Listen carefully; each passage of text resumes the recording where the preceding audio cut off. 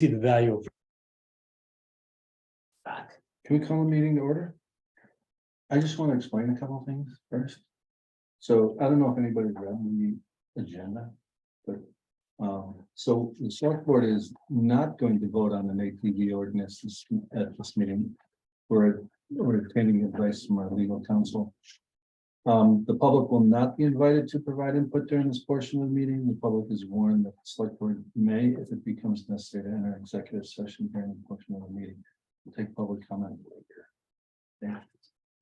Just put that out there now, so everybody knows. Did you hear that, Kathy? Good, thanks. So, motion to approve the agenda? Well, we need to modify it because Kevin is not going to be with us. Right. Oh, so we have an hour and a half and a healthy list that somebody produced. We have plenty of things to talk about. So if you look at your agenda, our meeting with Kevin Geiger, strategic planning, is not happening this evening. But we do have plenty of material to fill in that time. Sarah Danley can't come earlier than 8 o'clock. All right. So, Mr. Chair, may I vote the agenda with the edit of striking item 3 and in its place inserting governance structure, wage scale, and highway department? Yes, sir. Do I hear a second? I'll second it, but can we act on it if it hasn't been warned? There's not really any action items, we just, Mm. it's still strategic planning technically. Government structure, wage scale, and what? Highway. Oh, Any further discussion? Hearing none, all in favor? no, All right. Meeting with legal counsel. Sure. My name is Eli Emerson. I am a partner with Primer, Piper, Eggleston and Kramer. I've worked with the town personally on at least a couple of things, including the purchase of the 50% interest in the landfill. Oh, very nice. Great. I have a municipal practice background. I was asked just to work with you guys on the potential to develop an ATV ordinance. I think that, well, that's just by way of introduction, so I'm happy to proceed however you want. I don't have a lot of like a long introduction to this particular topic. I figured it would be helpful to I could ask questions and Yeah. I would just start off, I mean, No, you wanted to, no, I did my homework. I Okay. had some questions. all right. So this is, it's a pretty interesting opportunity in that a very narrow window of things you can, governance, time, location, and manner of operation. But that also can be a lot of stuff. And I think it seems like you guys have really come to that point where that's determining, say, location can be a challenge. How do you come up with the locations? I don't think this is not a legal question per se, like how do you come up with the location? I'll just say from a legal perspective, you need to consider certain things like, are you able, you're required to post in areas where it's allowed. So you need to be able to enforce it. So there are a lot of considerations that go into deciding, say, is a simple question. Do you want to allow it and in what manner on this particular road? You have to think about those sort of other issues as far as whether people will be able to comprehend what restrictions and limitations there are and the ability to enforce it. So I would just start there to say, again, it's a pretty narrow areas where you can legislate here. But at the same time, it's not an easy one in trying to determine, and I'm sure especially because it sounds like there's pretty, it's pretty evenly split as to whether people in the community want it or don't want it.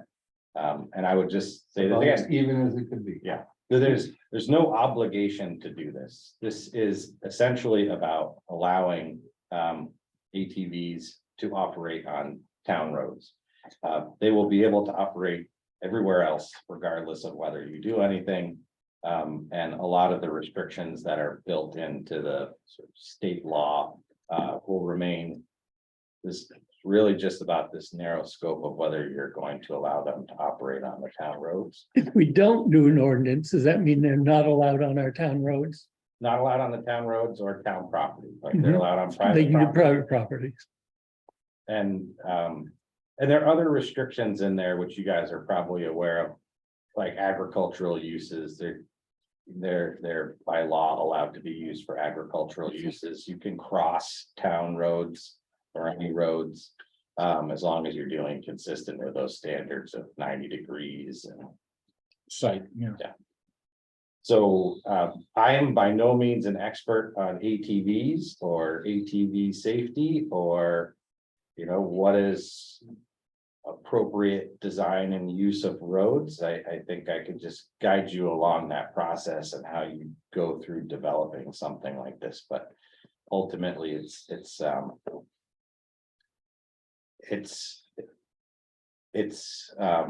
opportunity for you guys to provide this ability on the roads in the town, but not one you're obligated to do. I would say that as it's a typical ordinance procedure, so likely if there's enough people in town who don't like it, they have an opportunity to request a vote on whether it goes into, so. Ultimately, you may find out exactly how many people are in favor of it or opposed to it, because, you know, it'll likely end up on a special or annual meeting, so. You want to go around the horn? Your questions? You have questions? We have about 15 minutes. I think public comment would be nice, but I do have some questions. Yes, sir.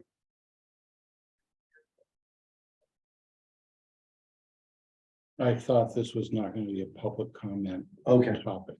All right. That's all. The two questions that seem to have come up to me are. Where are we as a town with liability? Because it appears what I read is that we don't have liability, but there have been people who have challenged that whose authority would give me pause. Yeah, I guess there's two questions. I mean, one typically. I think that's a question for an insurance carrier, but generally. So whether or not you're liable tends to in relation to whether you're doing things within the police powers of the town. Typically, there's no liability you have sovereign immunity for, or if there are things that are within the enterprise function of the town, things that are not typically done by a town. Oftentimes you could be exposed to liability. Without having done specific analysis into ATV use, this seems to be pretty squarely because the legislature has given you the authority to regulate it for safety. So public safety and convenience, that this would fall within the police powers, so you would enjoy the sovereign immunity. But then also, as far as whether you're covered from an insurance standpoint, if you weren't, I think that's more of a policy question. And probably, do you guys use VLCT insurance? Probably a good question to ask them, and they probably had that question a number of times.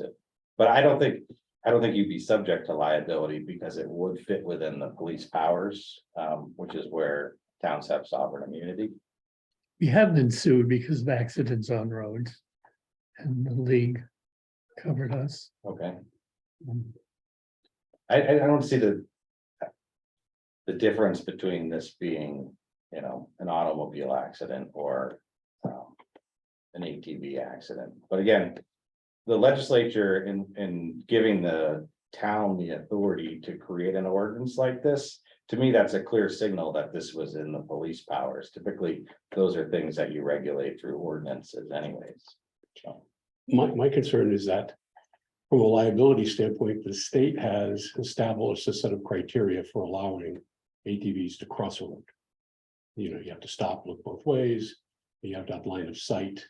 You know, so they've established certain things that they mandate in order for an ATV operator to do that. If we allow ATVs on our road and use criteria that's less than that, does that open us up to liability? Well, it wouldn't, I mean, under that analysis, so that often sounds like you're applying a negligence standard to whether or not, when you develop these, you're developing them with the same standards and procedures that the state would have done it. I don't think that necessarily applies in this instant because of the sovereign immunity. But I don't, you know,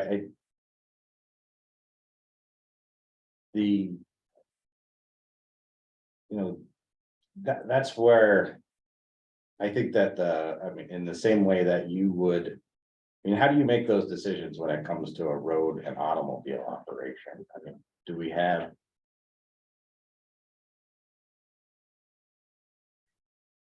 I'm not.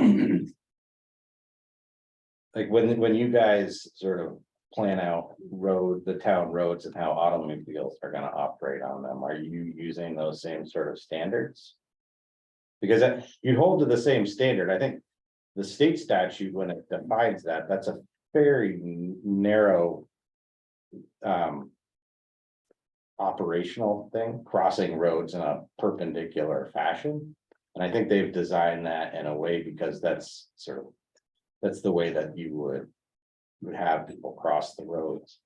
You're talking about sort of you're on the road, you know, what's an appropriate speed or location for an ATV based on sight lines coming around? Yeah, I Does mean, that expose sort of, I think if there were even liability in the first place, like you could be sued for an accident that happened, which I don't think is the case, then I do believe that you know, sort of the ability, the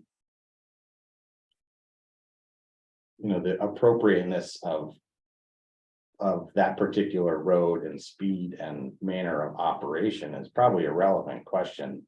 But that's why I don't think it's something which, you know, particularly a lawyer is the one to advise on that. But I do, you know. The current ordinance is under draft, opens up full lengths of roads. There's no discussion about crossing to connect to trails.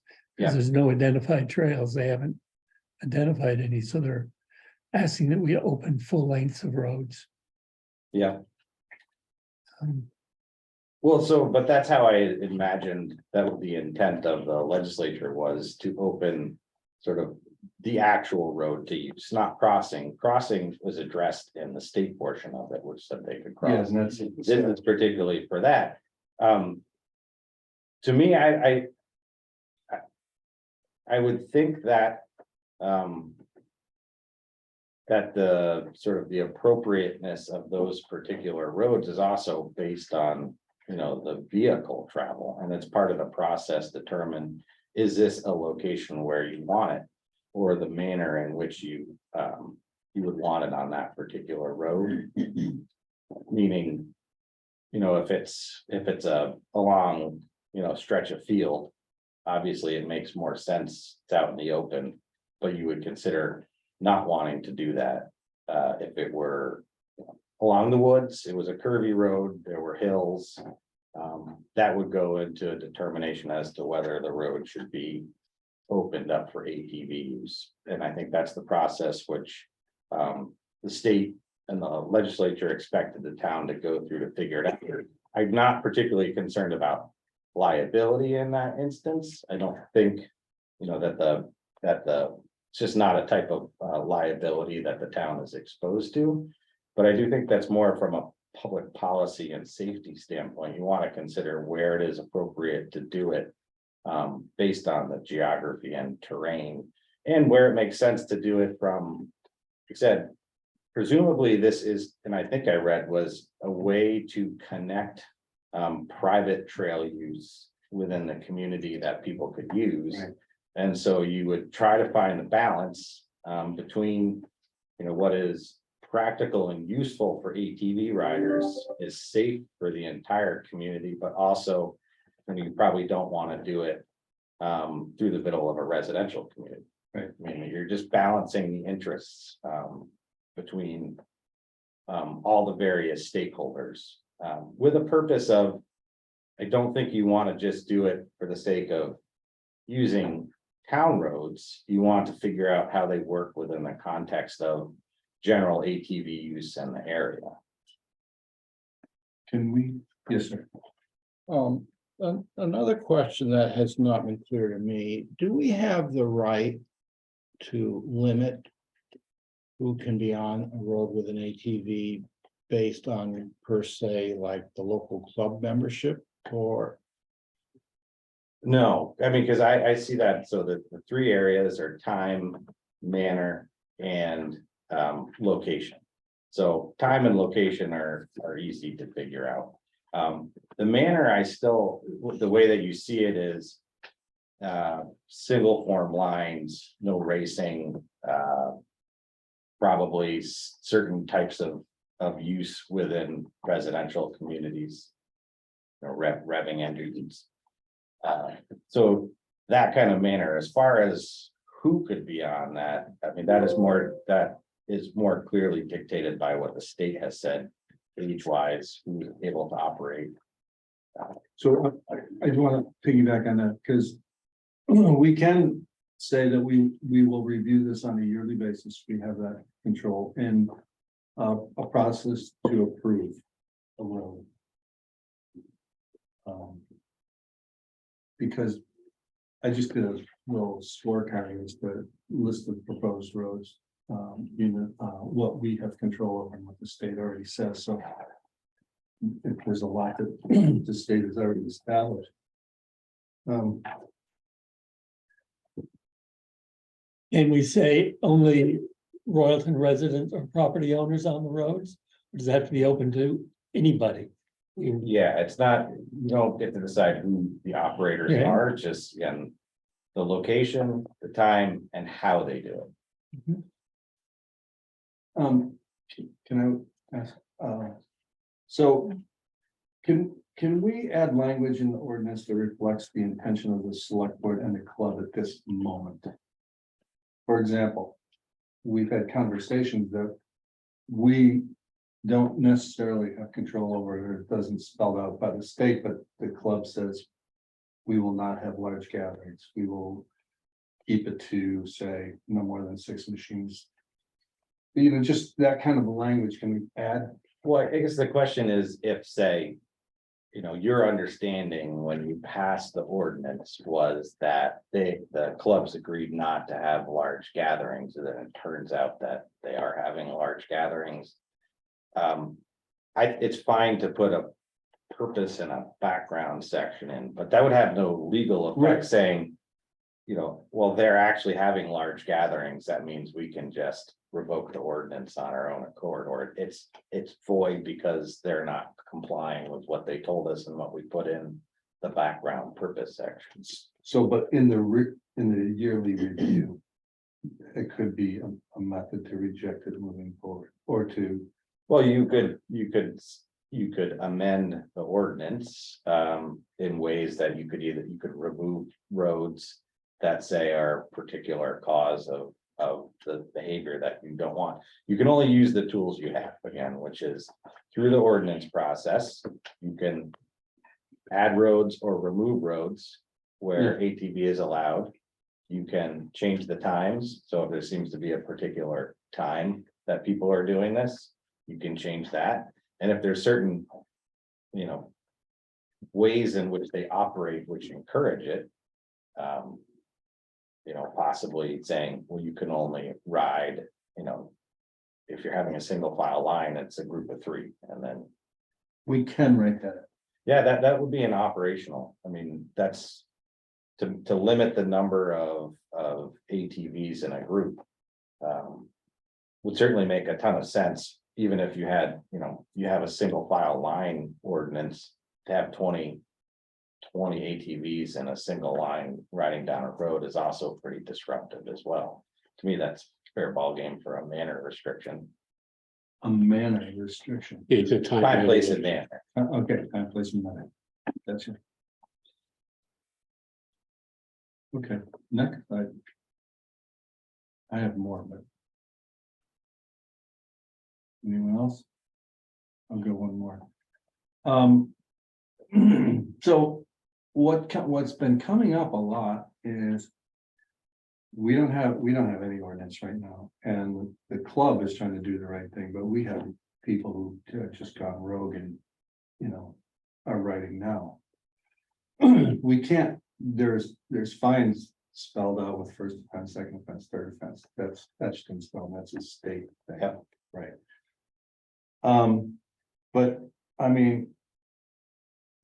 I suspect that the folks who do this kind of thing are liable to just do it regardless of if there's an ordinance or not. So I'm just not exactly sure how to bring those folks aboard, because it's unsafe for themselves, because they're riding probably illegal ATVs and with unlicensed or whatever, unregistered, and they're putting people at risk on the road who are either riding a horse, riding a bike, or riding in a vehicle. I'm not sure what a good practice or approach would be. So is the question whether, even if you pass the ordinance, is it going to It's not gonna prevent change the behavior. behavior you're It's not concerned gonna about? be, I'm just wondering if there's a way that we can. If there's a way that we can change that behavior, or, Well, so here's the thing is,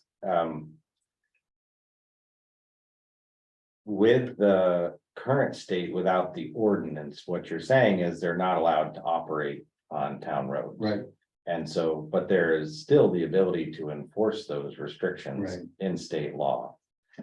If you open them up, I think the consideration has to be definitely along your lines, like, well, now we're almost encouraging people to use the roads. Do we have the ability to both notify them what the rules are? Because you should go forward assuming people want to comply with the rules, but it's also not obvious. They're not gonna go check the ordinance before they go out for a ride to figure out Right. whether or not they're allowed to ride there. So are you able to post in a way that's helpful and useful for the people? Because if you can't, then I don't think you can have a real reasonable expectation that people are gonna be able to comply. Again, I like to assume that most people would comply if they knew. And then the other thing is, are you able to enforce? Because again, you're essentially not encouraging people, but permitting people to be operating in the road. So you need to make sure you have the enforcement mechanisms. And that means if you over-regulate it, you open up too many roads and you have too many restrictions on it, I don't think you can reasonably expect the law enforcement to be able to keep up with, that many restrictions on that many roads. So in some ways, it encourages you to sort of take a broader approach. What's the minimum amount of restrictions you can live with, but probably also the minimum amount of roads that you want to have to worry about, because then it's clear. Then you're able to sort of post as you're required to do, what the restrictions are. And then you're also able to sort of enforce what restrictions that you thought were the critical restrictions you want to have. If we open a road to ATV, we have to post it and say open to ATVs. That's, And how often would you have to put the post? it's not really clear in the statute, but it does say that when you open roads, that you need to adequately post that That they're is fine. open and what the restrictions are. You which- just put it one at the end of the road, or do you Yeah, have to but put it it's- so many again, like, feet? How do you, if you assume people are gonna want to comply with their restrictions, if they just know about them, are you gonna put a sign every quarter of a mile on the road? And do you guys have the desire to even try to do that? Again, to me, what it seems like is, let's, start small, figure out if you're wanting to do this in the first place, start with a minimal amount of roads that you think are not there for for people to use public roads for the sake of using the public roads, but sort of critical paths to get people between private use areas. And then try to figure out what are the minimum restrictions that you need to have when you're on those roads. So that, again, you're able to convey those limitations and restrictions in a way that's helpful, but also can reasonably expect to enforce whatever restrictions there are. So according to the schedule, the agenda we have like 5 minutes. Can you just clarify for me? I believe that just as we can start an ordinance, we can pull it, and we don't have to have reason, we can just pull it. Is that correct? I have to go back and look, I don't. As far as getting rid of an ordinance, without going back, I know the creation process. I would have assumed that it was the same process to undo it.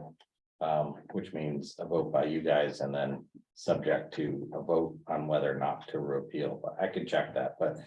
I don't think it's as easy as just you guys deciding you want to get rid of an ordinance. It would have to, it's essentially amending it in a way that you're getting rid of it, so. Let the public, either that, like a court could strike it down if they felt like it was not consistent with the statute. But as far as it being repealed, I can confirm this, but I believe it would be the same Well, process. So what I'm saying is, we wouldn't have to say on page 3, section 4, or whatever, we could just say. This is out of hand in our situation, in our evaluation. And we feel public safety is at risk, and we hereby repeal the ordinance. It could be as simple as that, right?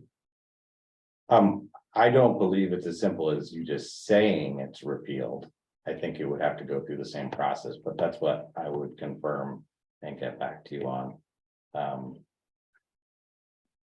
But I guess my initial question, what I thought was being asked was if you were going down this road before it's sort of officially adopted at an annual meeting, can you repeal it? No, Just if after it's adopted, or as the select board have authority to repeal it on its own without going through the same sort of notification process that when you adopted it. That's the question. well, even if you go through that process, well, I guess there are people who feel like we make an ordinance in cement forever, and I don't think it is. I think it can be unwound just like it can be started. Oh, yes, yeah, I would say absolutely. There's clearly a process to unwind it. My understanding is the same as creating it. It's not just a simple vote of the select board to say it's repealed. So if the town, public meeting votes to accept it, we'd have to go before the town to repeal it? Well, it's not quite how it works. It's like adoption in reverse. Yeah, So when you adopt, the town has the opportunity to petition and call a vote on the action. Mhm. So if you were gonna repeal, it would be the same thing but backwards. You would vote to repeal and then the town would have the opportunity to petition to Yeah. vote on the repeal. so the way that when you pass the ordinance, it's adopted, incorporated into the minutes. And then you are supposed to post it in 5 places and publish it in the newspaper within 14 days after it's adopted. And then the public has 44 days in order to call a petition of 5% of the voters and call a vote on the ordinance. And then you have to schedule usually a special meeting time wise, but it could fall at an annual meeting where the voters get to vote it up or down. That's the ordinance adoption process. And that would be the same process for any modification of an existing ordinance. Yes. So if we had an annual review and we decided to add or change roads, we'd still have to go through that same process. People could either vote well, by doing nothing, they would accept the change, or they can vote to repeal it. Well, it wouldn't. Depends on what you guys vote. If you voted on an amendment. And then someone, you had a petition to have a vote on the amendment, it would just be on whether or not you On the amend the amendment. ordinance or not. Yeah. If you voted to repeal it. And someone wanted to challenge that, that would be voting on whether to repeal it or not. So, can I follow? Sure, sure. So Barnard one of the connectors that they would hope to get to town. You know, share trails. They do not have an ordinance, but they approve certain roads each year. For ATV use. So they might say. We're gonna open up these 6 roads. This one, you know. This one's fine. This one did some mud season damage. We're gonna close it. You know, for the year. And so. Is. So both pro and con for royalties have used Barnard in some way or another to sort of prove the point. That they're always changing. No, well, that they do not have an ordinance, but they don't have an ordinance. They just simply approve certain roads. Is that? I'm just wondering if that's a cleaner way of doing it. I personally like an ordinance. I believe the statute is clear that the way. And regulate based on time. Place and manner is through the ordinance adoption process. Okay. I mean, I'm not their attorney. They can do what they want, but I understand, and this is a relatively new law, so they may have been doing that prior to this. So this specific provision that allows towns to open up their roads is relatively new. I feel like I'm on 2019 maybe was when it was adopted, but it's possible. You know, prior to that, they were just they had their own process for opening up roads and they've just continued with that. But I read the statute as saying, this is the manner in which you open up roads in your community to it, because generally ATV use is regulated by the state. But if towns want to be able to open up the roads because do nothing and they're not open to public use, but if you want to, you have to do it consistent with this process. That specifically identifies the adoption of an ordinance. No, that's good information for me. Chris, do you have a question for ATV? No, I just, I think we're proceeding deliberately and carefully along basically the, the right path to allow, the town to decide if this is something we want to do. My still perception is, I guess, there seems to be an awful lot of emotion on both sides. And then when there's so much emotion, sometimes I wonder, do you have any legal or professional insight to why there's so much emotion? And I say this from having worked in the Pentagon, and when people didn't have facts on either side, they just started yelling at each other, and it didn't get any place. Any thoughts on why there's so much emotion? More so than any other political issue these days. I think it's because it's a popular recreational and outside recreation activity, but one which has an obvious impact. They're loud, they can do damage to roads and property and that kind of stuff. So I really don't think it's anything more than any other issue where people feel pretty passionate about it. Okay. Can we have an ordinance that says only electric ATVs? I think that's sort of pushing the manner. I mean, to me, that's not a manner, like the way you operate a type of ATV. That is the type of ATV, just like the type of rider who could be there. So I would say no. Manner again is, if it fits within the state's category of ATV, which they have a definition of ATV. Yeah, they do. So if it fits within that, you can open the town roads for anything that fits within that definition. And then you can only regulate the manner in which that particular ATV, if it fits within the definition, but I'm pretty positive that a gas powered ATV would fit within the definition of the. Oh, it does. So, right, again, so I get back to this, that this is, in some ways, it's daunting and really big because you have a lot of roads in town and a lot of questions about where it's appropriate and what road should be used and at what time, but it is still a pretty narrow question. It's like, what are those Oh, yeah. three things that you can regulate and, you know, and so the manner is the one where you probably have the most leeway, sort of include some things, you know, like maybe if you're groups of three, you know, have to be separated So by that's so much manner. distance. Yeah. I mean, it says right in here, the state can, state statute, it has to have, I mean, it has to be legal. And efficient muffler meeting noise specifications, so. I think what people were, we had an all volunteer, committee and put this together, and we have a public meeting. And some of the stuff that came up was just large groups, large noise. And the club has said, we're gonna stay away from, like, we have a horse farm over here, you know, they identified areas that they wouldn't go into. Or downtown, or things like that, so. I actually think you're really right, real right, it's not that daunting, I think. It's simple.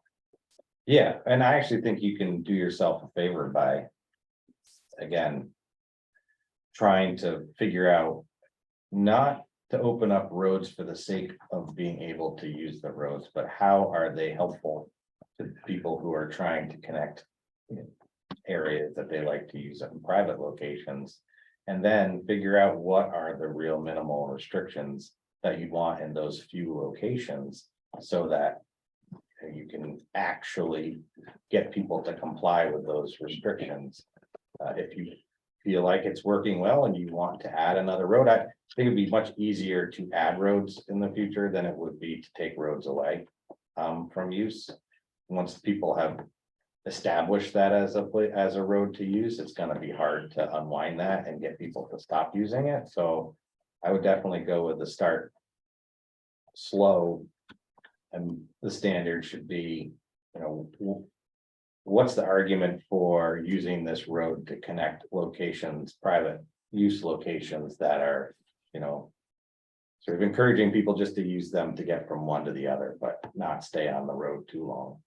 So far, they haven't wanted to identify those private parcels of land, unlike snowmobile trails, Well, which are identified. but if you approach it, you know, as in here, we want to be able to connect these private areas. I think by necessity, they have to be the one to identify Yeah. those private areas. Or you don't really have much of a justification to open the roads because no one's telling you what the private locations are that want to be connected. I think part of that is folks have gotten a lot of blowback. When they were identified as somebody who would allow it, you know, so they were trying to, I think. Not keep their identity secret, they just keep a really low profile. Yeah. But I do think I mean, by passing the ordinance, you're making an accommodation for people who use ATVs. So it's reasonably to expect that they provide some feedback in the process. Yeah. To identify what roads would be helpful for them to connect those areas, and not just identify the road, but also identify the private area. Chris? No, I think this has been helpful. Thank you. Thank you, Eli. Yeah. Okay. I would like to hear if our audience has any questions. That's not how we set this I up. know, We have. but I think we're public making a comment. mistake by not asking the public for input. Any question. thoughts on that? What's the concern by restricting it? That the meeting's gonna go too long? Well, We have a gap in time. We do have a gap in time. Chris, do you have any? No, I think the main thing, we want to keep it a discussion. And this so quickly gets into angry. You know, we want to come up with good logical understanding and foundation to do the right thing, whatever it is. And intense emotion that gets them, personal, it's sometimes not helpful to get there. So it's did you talk about the insurance piece? Have I'm Yeah. sure you good. Okay. We have a little bit of follow-up. Okay, good. I think we need to talk to the league about insurance. Yeah, we were directed to talk to the league. Yeah. Well, very helpful. And if you think of things more, we want to do the right thing. And there are people in the town that take very strong positions on both sides. So anyway. So your follow-up is I was just gonna check on the ordinance repeal just to make sure. ordinance repeal, and ours is to check with our insurance carrier or sovereign immunity by the state. I can look into that. I mean, it's kind of a bigger question. That if you want me to look into that, just to confirm, I think the way you guys are wanting, is it regardless of whether sovereign immunity applies, that's something that gets applied after they sue you. So you want to make sure that you have coverage, regardless. So I want to give you a scenario. Yeah. So if part of our road maintenance was not up to snuff, it doesn't matter if you're on a bike, a motorized vehicle, or like a car, truck, ATV. We're still liable for not having that road or crossing well marked or stop sign, clear from tree branches, or like a gazillion scenarios. But Yeah. we're still liable because it wasn't clearly marked or maintained, regardless of the vehicle. That's a question. Yeah, Yeah, I would like to look that up. My understanding is that the town is not liable in those situations, but I want to be able to follow. we had a, Because we had a fairly recent incident where it was tough. The burden of proof seemed to come to us. yeah, It was a negligence lawsuit for maintenance. Yeah, so I mean, it's kind of fresh in our heads that. So if somebody goes off. And it shows that something's wasn't properly maintained or we couldn't prove otherwise. yeah. Well, I will that'll be a follow-up item. All right, Because again, I know what the general principles of sovereign immunity apply to, but they can always be, in cases of sort of. I don't want to say extreme negligence, but areas where negligence can have an impact on the way, maintain roads and stuff like that. There may be special exceptions, so. This turned out to be just a reality check. The underwriter looked at this as sovereign immunity. But also they weighed the cost of going to trial. Yeah. And decided just to pay out, but they still maintain we have the sovereign immunity. Yeah, well, so, but that's what I mean by the insurance coverage thing, because that's an argument you make in the context of a lawsuit to a judge to say, you should throw this out of the case, but in order to get to that point, you're going to incur expense, whether or not you have to pay out 1 penny in damages. There are other expenses associated with a lawsuit, and typically insurance is there to make sure that you're not covering those expenses while you get to the point of arguing sovereign immunity. So I do think that's something which specifically to ATVs, you want to check with PLCT and the insurance policy to make sure that if there was an accident, you guys are going to cover us and we'll have representation. Good point. I mean, it seems like folks are real concerned with ATVs, maybe it's behavior, but I mean, there's horse, bike, walking, there's like a gazillion ways that the roads are being used and maybe it's just reputation. I don't know. Yeah. Good, Chris? Good. All right. Thank you, sir. So, no problem. Well, enjoy the rest of your meeting. I have a couple things to follow up on. You're welcome to stay. I'm not there yet. It's billable hours. Look out for billable hours, yeah. That's funny. Unless he uses the word pro bono, be careful. I'm not, I just wanted to write down my follow-up item, so don't, you can ignore me sitting here. Just a second. We can remind you too. All right. So to go off. Yes, Yeah, so we're just gonna kind of go to what Kevin was gonna cover with us. yes. Maybe not, we can veer off subject, I think Victoria put together a really good list. So if you're joining us late, Chris, you saw? Yes, I did. Okay, I did, great. I saw, and I saw Victoria's fill-in agenda as well. Right. Which is solid. So, we have an hour and 10 minutes or so before Sarah comes, so, does anybody want to choose one of the? One of the. Want something off the list that Victoria provided?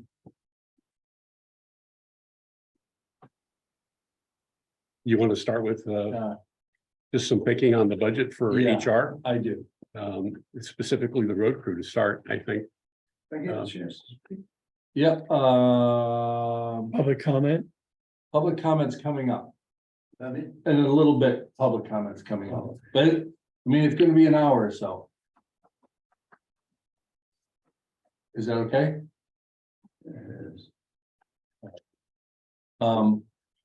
So, let me go back. There was. Fire away, David.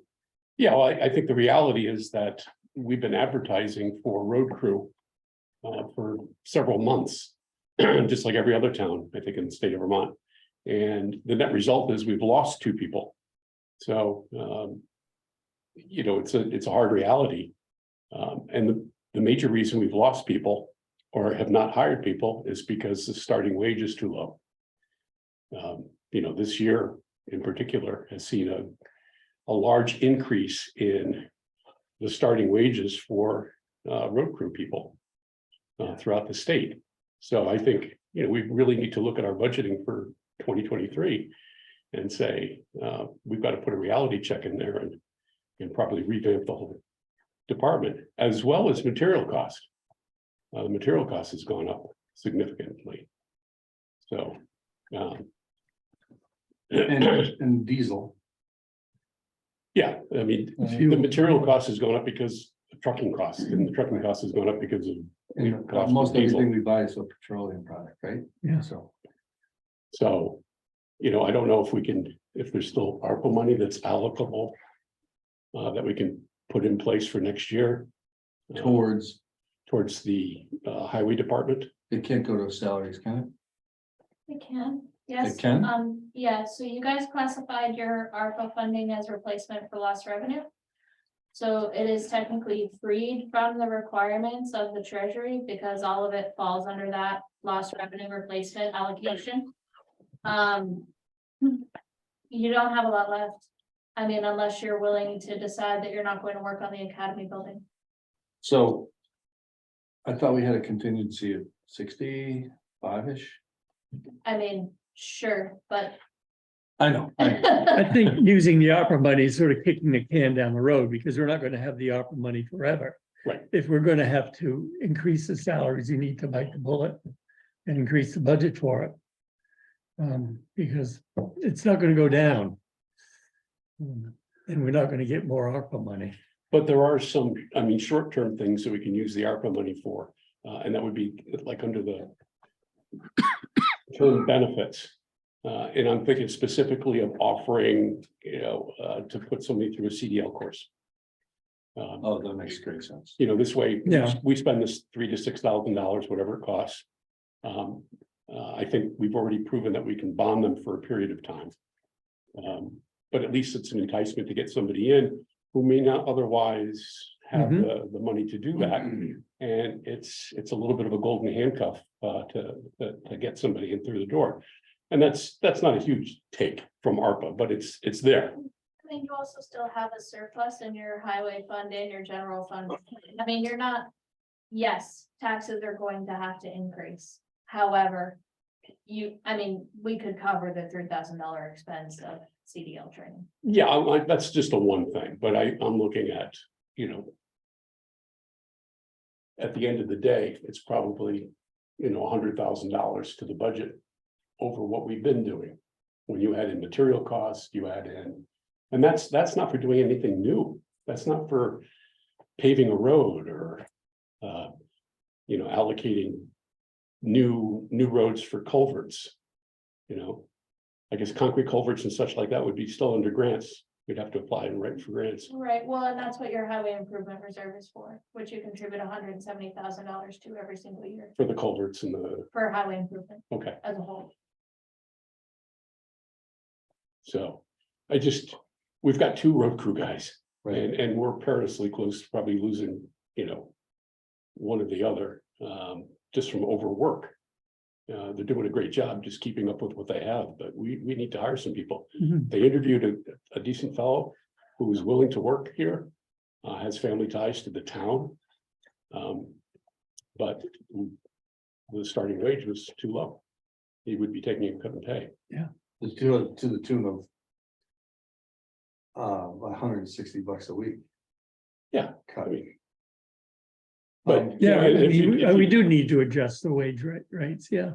And not just for the road crew. I mean, Yeah. Victoria's sitting here, and I appreciate the fact that she's not saying anything. But the whole town. Yeah. Sure, we've got. to Yeah, work yeah. I have a list. I'm gonna be pulling salary comparisons for you. We have the reality check to Yeah. do that. But short term, I was just thinking of this today. I think you said that the fire department has like quite a few new members. And to me, I'm just wondering, like, I heard John Layton say yesterday that he would be willing to work. He does not have a CDL. And put in hours. And I think of people like the fire department, like, and I probably shouldn't drop names, but certain people who might be small business owners or strong ties to the community, and maybe we approach them directly, and somebody who might not be looking at an ad right now. I think folks like that have a deeper connection to the town than maybe some of us, certainly me. And they might be willing to say, you know what, winter work, I would do something like that, I don't know, I think we're gonna have to get a little creative. Well, no, It's almost November 1st. I agree. And Demi's doing a good job of what I would call triaging. We're shoulder tapping friends and contacts and saying, can you give me 20 hours? Can you do this? And we're holding it together, but that's not a long-term solution. No. And this isn't going to go away. He's not only shoulder tapping, he's tugging on his nephew, who has equipment operation, experience and stuff like that, so. And by the way, he has a month of vacation time, which we already told him he has to take because we're not going to pay him for it. And if he takes it, I don't know We're what down to people, what yeah. Adam's going to do by himself. He's, so, I mean, I don't mean to chuckle, but you're absolutely right. Yeah.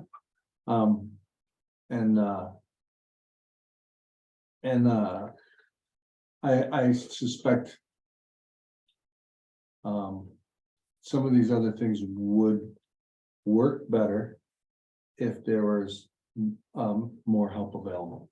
Like I think that having a highway department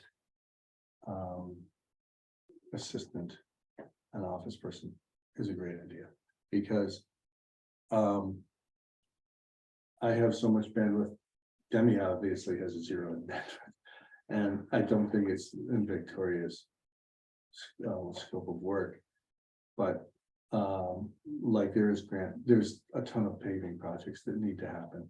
And in order for that to happen, we can make it happen if we have somebody as a point to pursue those grants and things like that. I think that position would be great. I think Victoria has some great suggestions for that.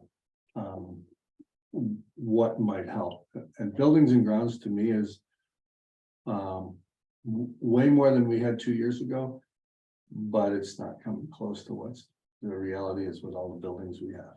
Yeah. Because I think, if I'm correct, we identified certain buildings, but he's going way beyond that. Correct me if I'm wrong. We didn't give Walter anything. No, We but- gave Walter a stack of problems and Like, said, yeah, you like- tell us what we need to do, Right, and but we'll try to get you there. but what happens with that is that, like, he had a water line break in town and stuff like that, and so whatever he's working on for that moment.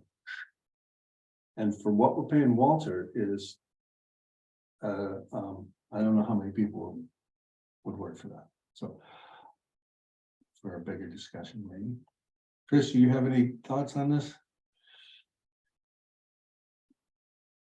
You're muted, Chris. Goodness, I do my best work muted. Thank you. Good discussion, worth having. Not sure we're going to solve it right now.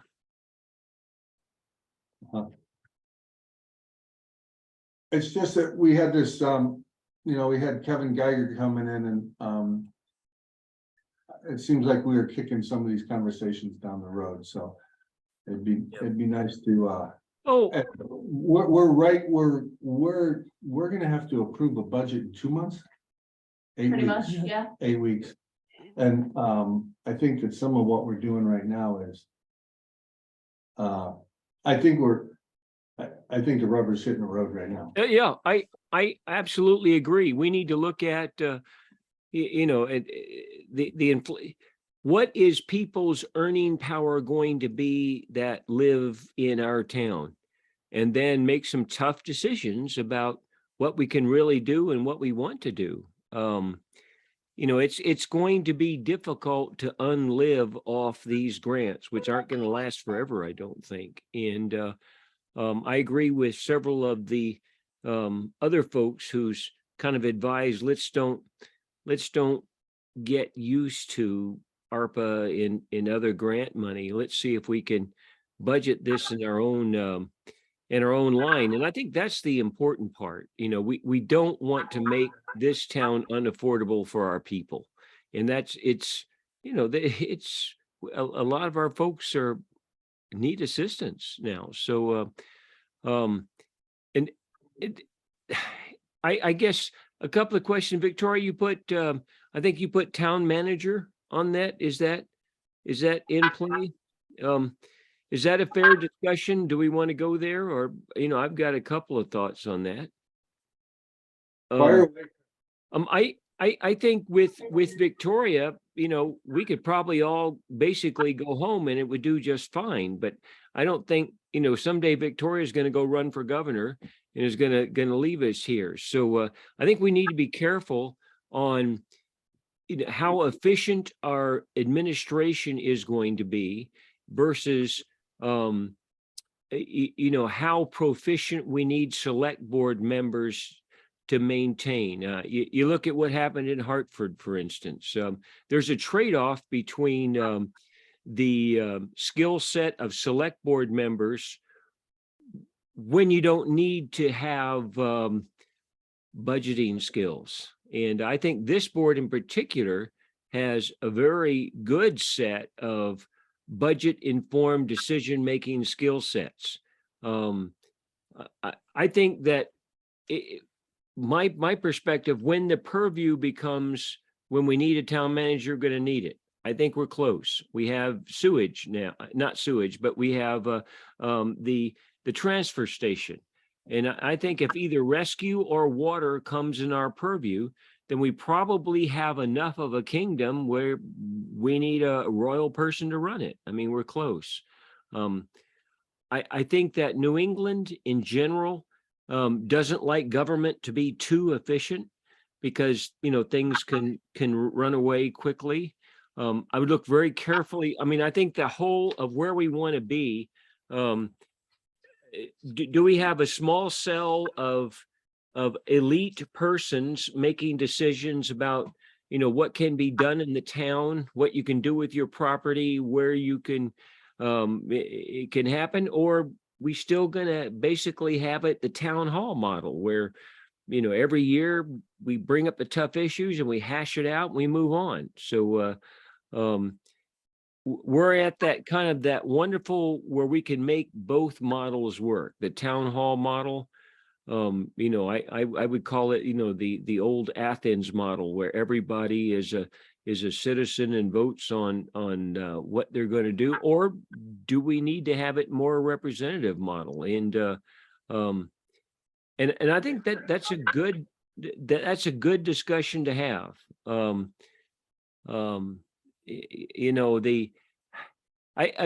The people over on my side in my locality, the third rail of anything is zoning and not, and they don't understand what subdivision isn't well developed or well understood, but zoning is kind of a third rail, and I'd hate to become distracted in trying to work that through. So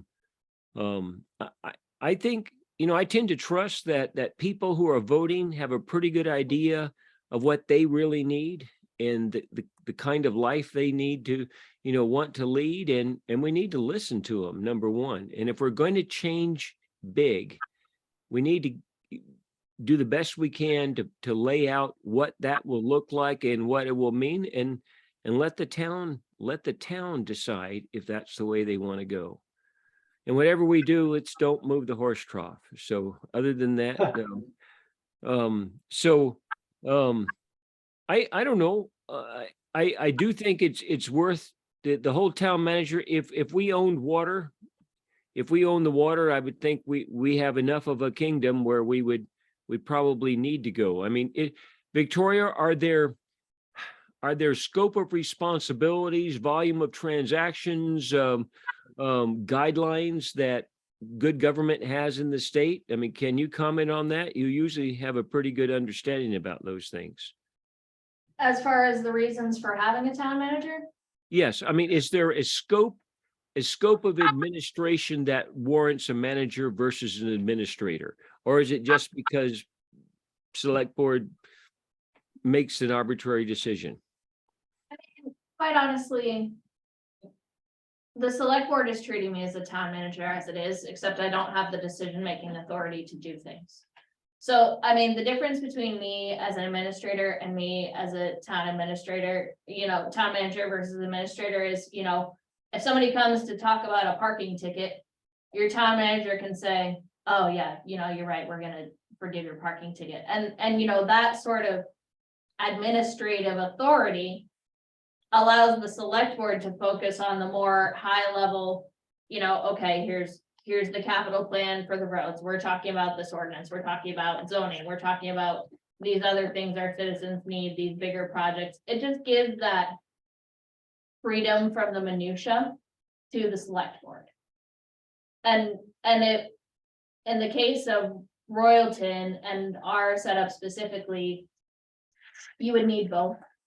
I mean, honestly, there's enough to do that you would want a town manager and an assistant town manager, or a town manager and an administrator to deal with the scale of the grants and the projects and the community building and all of those things that are going on. What would the budget for that look like, Delta?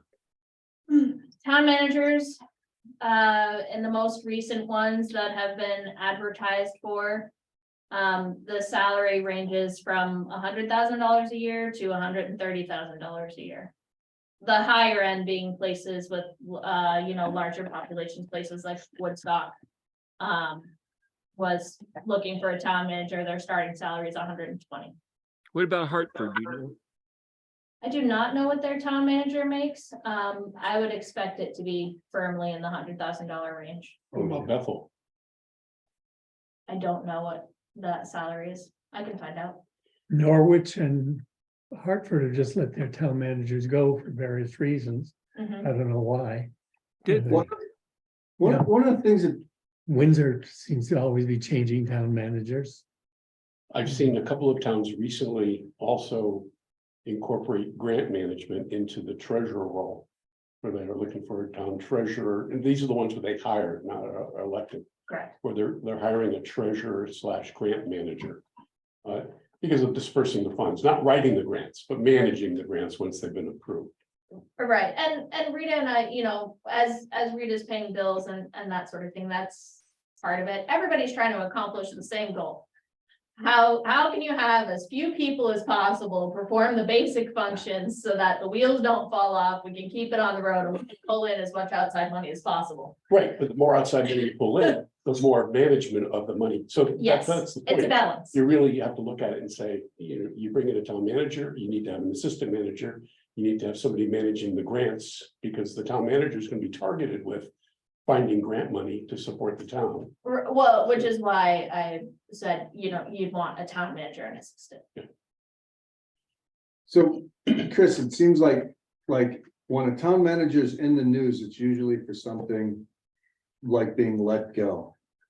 You know, and. Is it, or are they just, is it, I mean, I can understand that would be the rumor, but is that really the case? Or did the select board and the town manager just go different perspectives? I mean, I think that, personally, I think that I would like. I would like to think that, it could work, and I'd like to think that, you know, whoever is sitting in these seats, you know, in 5 years from now can look at. At town stuff at 30,000 feet instead of, we're gonna get parking tickets here as soon as the. Roads get covered over a little bit and stuff like that, and it always kind of drove me nuts that we weren't able to do more deeper thinking. I haven't heard from you guys. Jerry. I feel like we started talking about the highway, we didn't finish it, Right. now we've gone on to manager, and now we've gone on to zoning, and. We never really came to any conclusion on highway. All right. I think we need to look at the statewide pay structure for highway crew. We've got that information. We've got it, but we haven't got it on hand right now. Well, we have 2020. Yeah, 2020 is. because I know you looked at it. The towns that are advertising for highway crew currently, CDL drivers is anywhere from starting at $22 an hour up to 28. Yeah. Depending on population and expectation. See, I think. I think that, I think that we're gonna, I would like to think that we get more bites because. At those rates, because especially with the economy becoming uncertain, like this building. Thing is gonna fizzle, it's not gonna fizzle out completely, but it's gonna slow way down. I think that we become a little bit more attractive with a little bit higher and with the economy starting to simmer. That's my own 2 cents. What are we paying, where are we trying to hire somebody I at? think we were trying to hire him at 20, and then it was a 6-month probation or 3 months. The other problem is if we match the 22, then you've got to go back and readjust the existing employees. Yeah, you gotta scale them all up, yeah, But we have consistently come in under, yeah. Consistent, yeah. and even with subbing out $70,000 last year during the month season. This case, this employee has been working for one year, just about 1 year in Lebanon, working their town crew. Has a CDL, but doesn't really drive anything, just sidewalk sweepers and stuff. And is making around 24. So it would come over at the same because of the proximity. you know, is it a money issue? And just to give you, in EC Fiber, one of our major holdups is getting people to do drops. And we always think if we can just pay them a couple bucks more, we'll get them. But there just is not the skill set out there. They're not working for any amount of money. Can we go look at a model of a town similar to us and say they're paying them $5 more than us and they're humming? I mean, does that exist? Tunbridge, Tunbridge? we've had the same road crew for the last, I don't know how many years. Those guys that, I mean, and granted, they've been there a while, but they're making about $25 an hour.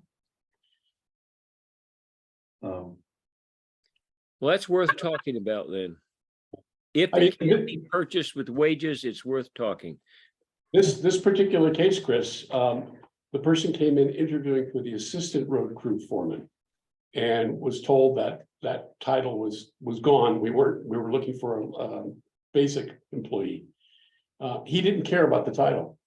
This was strictly salary or wage rather.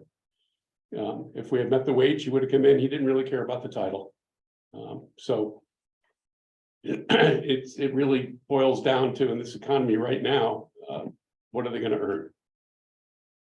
You know, we talked about benefits. You know, there was some differences between our benefits and the town of Lebanon. Ours were better in some cases. But it was looking at money in the pocket, not a retirement program. He's a local person. He's single currently, Yeah. but engaged. Yeah, no, local lives in. I'm sorry. His Can't ask that marriage question. his fiance's family is here. Okay, So he himself, so it's not as though we had to do a big relocation somewhere. it would be beneficial, Yeah. he said. So it's. I think we do need to look at the wages and probably tighten our belts and make everyone go up. We've got the money in the budget now that we aren't using. If we raise highway money, will that obligate us to increase other departments? I mean, is I would there? think any so. way about it? Job differences. But, That's a good question. Yeah, well, we don't have bench strength anywhere, so. And we have a depleted bench in the highway department, so what we're doing is we're just trying to plug the dam there. And I think we've got some very loyal town employees that we just have to review and be honest with and say, you know, how can we support you going forward? Can somebody do a budget drill and say if we met the Tunbridge level rates, what would our budget look like? I think that's what you're planning. Assuming people took it. Victoria and I had a quick conversation after the last interview for the highway department. And I think she's planning to look at a proposal that we can review. I just wanted to kind of give everyone a heads up that it's coming. And there's rationale for doing it. And it's important. Do you want that sooner than worked into the FY24 budget?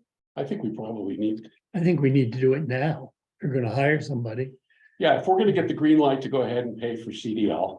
Yeah. And increase the department, you know, budget there. I think that would help. That's a department that needs it right now. Yeah, I agree. Demi was over here today and we had a long conversation, so That's remarkable in itself. yeah, any conversation is more than 5 words, I feel like I've been to the mountain and back, so he I don't count words, I count cigarettes. You know, when I was very, very young, I used to smoke, and Demi smokes the brand that I used to smoke, and I found myself, I think I'll have a cigarette. So I've Whoa. isolated myself from Demi until I no longer have the urge to smoke. So anyway, you can't be in the military for any particular time without smoking. It's just one of those things you had to do in the 70s. So, but it's been a long time. But no, I think this is important. I think if it's in the budget, we'll need to justify it to ourselves and be able to show very carefully the voters, hey, we're in extremis. We've got 2 of 5 people. We got to do something. So I think we've got, as David pointed out in Victoria, a compelling case to, if it's will be solvable by money. We have a similar thing in EC Fiber. We're trying to get people who can do drops, and you just can't get them for any amount of money. I mean, start out with $50 an hour. That skill set's not there, so anyway. Well, You need the drops to make more money. Exactly. And to give you an idea, we're making 50 drops a month. We need to be able to do 350, and every other ISP in Vermont has the same problem. There's nobody who can fuse light fiber, fiber optic cable in an efficient manner. And it takes 4 or 5 months to make them, and they're not going to work for other people. They're going to work doing other things like trading cryptocurrency. The people who are interested in that just don't want to get up in a bucket truck. So anyway, it's a real problem. I was going to ask Tim, how do you solve that? I mean, why can't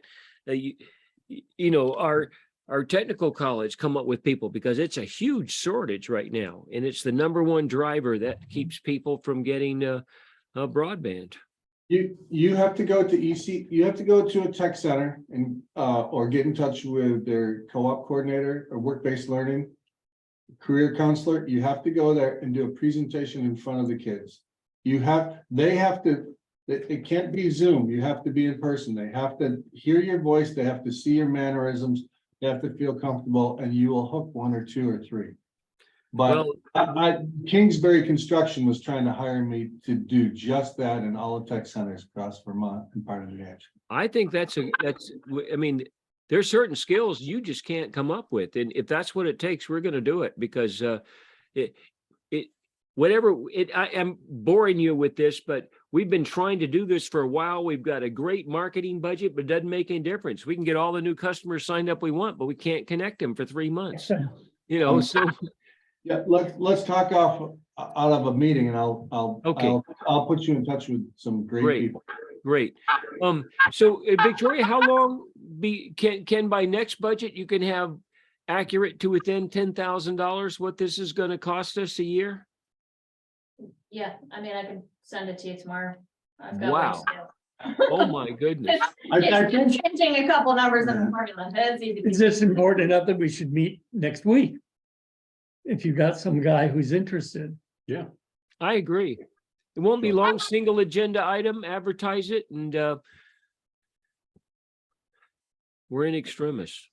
I say something on that. A lot of times the $25 is a pretty good salary there, but they don't understand what it entitles to, a pension, Yeah, Social Security.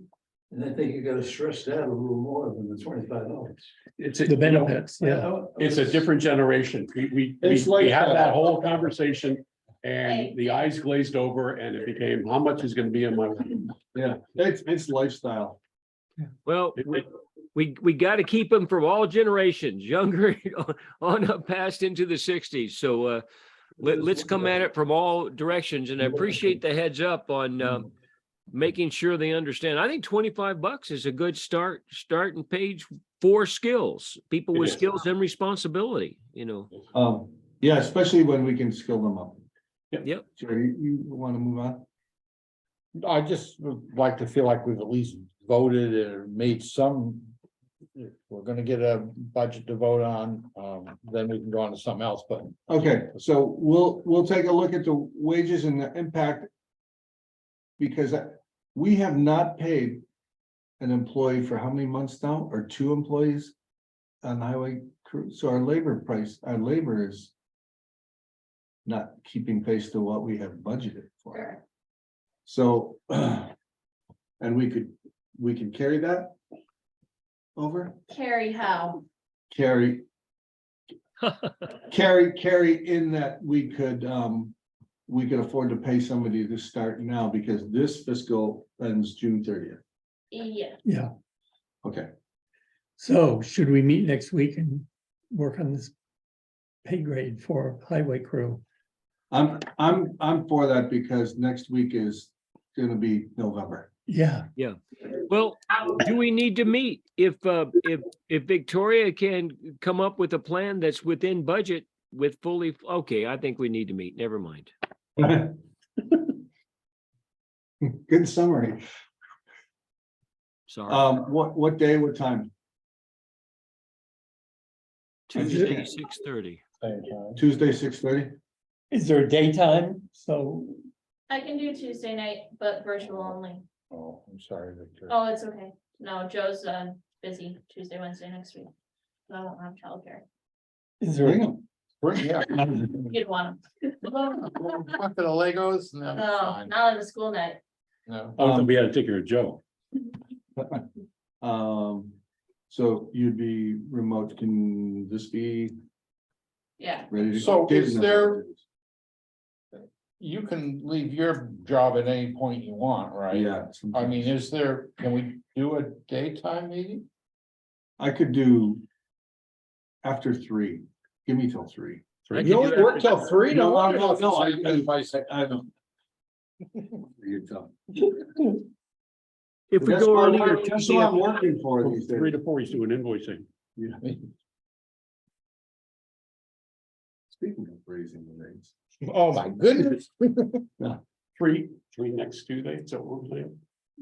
Could you, I'm still virtual. Oh, at you're 3. still I'm in the okay. office till 2:30 and then I've got, okay, is there another day of the week? I mean, Well, I mean, I'm that's just- okay. I mean, you can be virtual, doesn't matter. right? Yeah. Right. Okay. If we have the numbers, we have the numbers. Yeah. okay. David, do you know how to set I this need up? like 3:15 and not 3 on the dot. 3:15, 3:30. 15's fine. 3:15 is good, it might be a wreck, like November 1st, 3:15. November 1st, 3:15, okay. If it's okay, I would like to. There are some young guns on that fire department who I think might, I was just, John Layton just saying, you know, I would drive the 1-ton. Or possibly get my CDL. I was like, just open my eyes to. Paul Brock, I don't know how he did a great job recruiting. And maybe some of those folks would like to work, maybe not. Anyways, But don't forget, they're all volunteers. they're all and they have volunteers, yeah. Other jobs. right, but this job might be, I'm thinking of one in particular.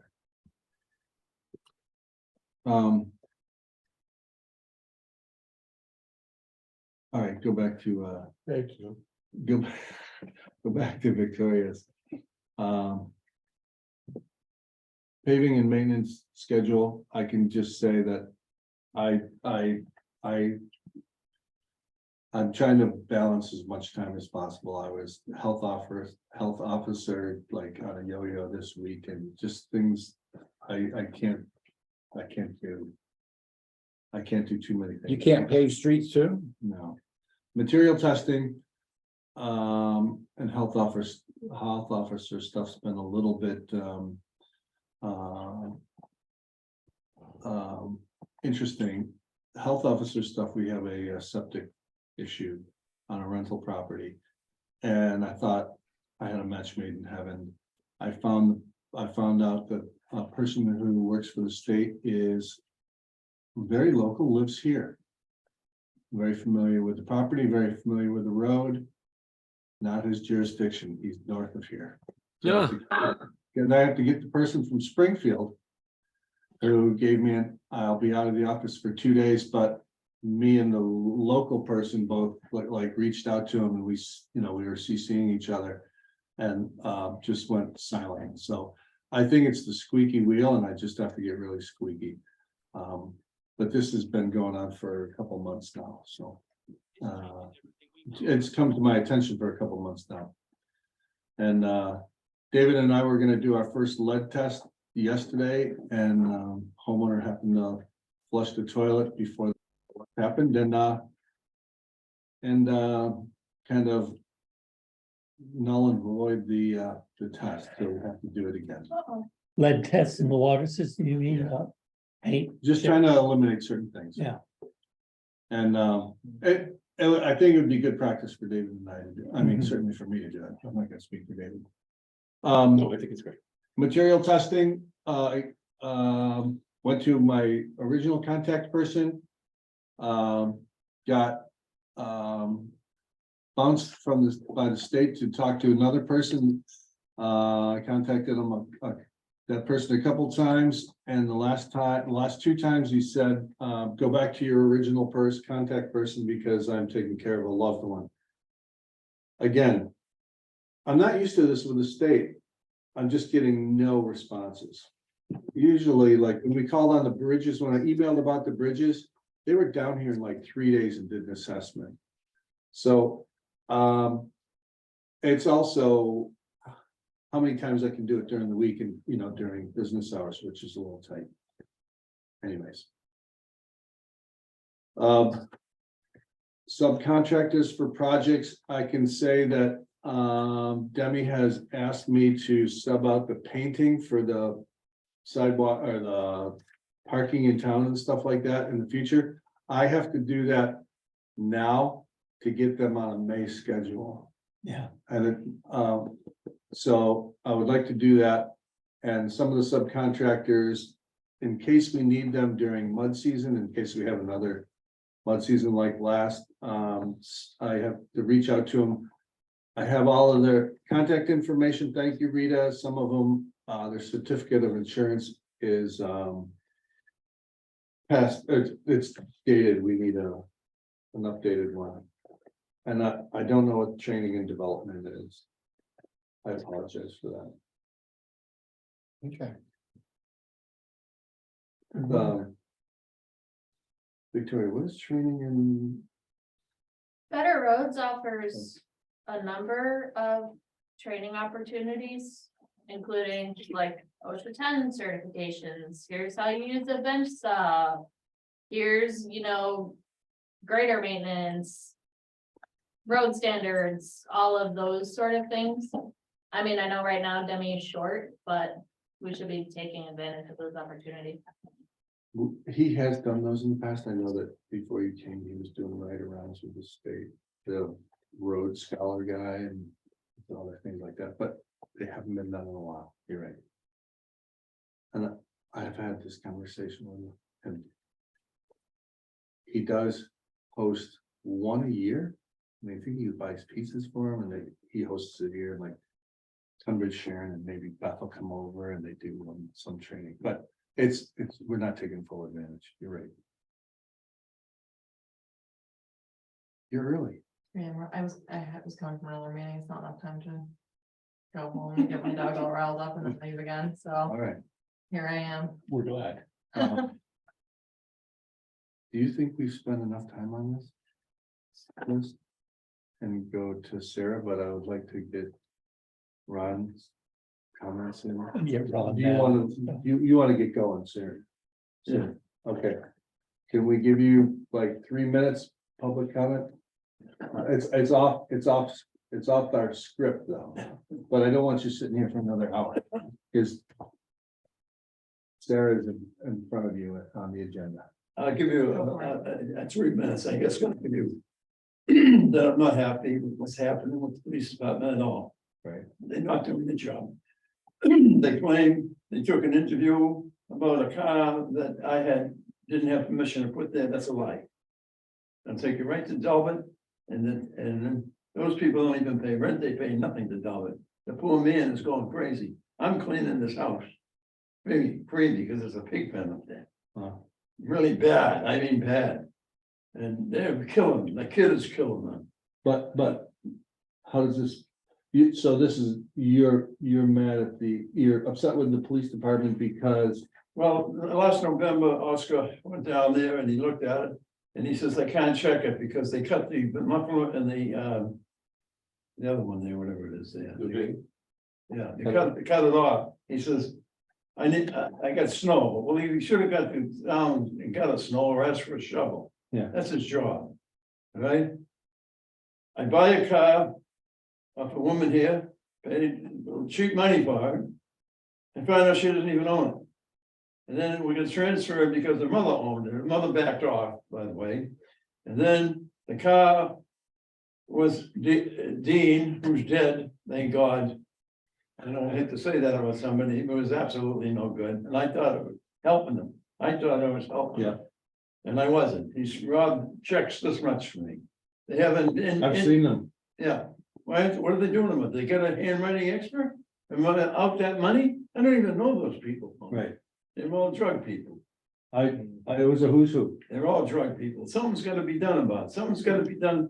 The car, that with the first car, about the girl there, and then it went to Clarkson. And he went to court without my name. He went to my name. I don't know anything about it. I don't see a police report. I don't see where the car is today. And when I ask questions about it, well, it's up to you to take it to court. But what have we got a police station for? And this goes on and on with the police department. And I'll tell you right now, I'm very unhappy. And I guarantee you, if I get a petition and put it on a ballot, they're gone. And I don't really want to do that. I really don't want it. I'm very friendly with the police where I come from.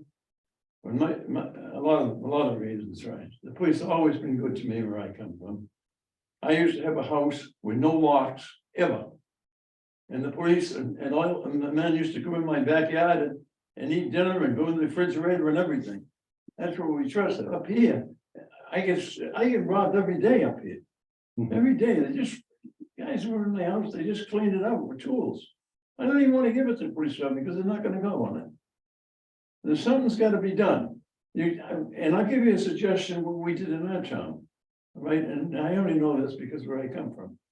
If the fire and the police department had a sit at a table, I don't know, it was every month or every other month or whatever it was. And take the reports, what was the report, what was the response, what was the final on it? And it changed everything. The other thing they did is they took the select board meeting, we don't have a select board, we got a council. And they put them on TV. And you know, it changed a lot. You can't lie anymore. A lot of things like that, but this police department is out of whack. It's out of whack completely. Okay, I can tell you other things, I don't even get into it. but we did pay a visit with you. And David and I, and Chief, so. We did follow up. I can sit down again with you and our chief and just. Delbert is losing it bad. Yeah. I'm just telling you, he's not the guy he was last year. Right, okay. And I love the good guy, you know, and there's no way that he told me to get that car out of here, and I got witnesses to tell. We're there. I see him every day, I call him every day, he calls me to make sure I'm all right, you know, and but there's a lot to do with things that I'm talking about. I just had another robbery here, the kids that were doing my porch. They emptied, I have tools downstairs like you wouldn't believe, you think it was a junkie or something. I get all kinds of tools. Okay, And anything they could fit in the car is gone. oh, I'm sorry.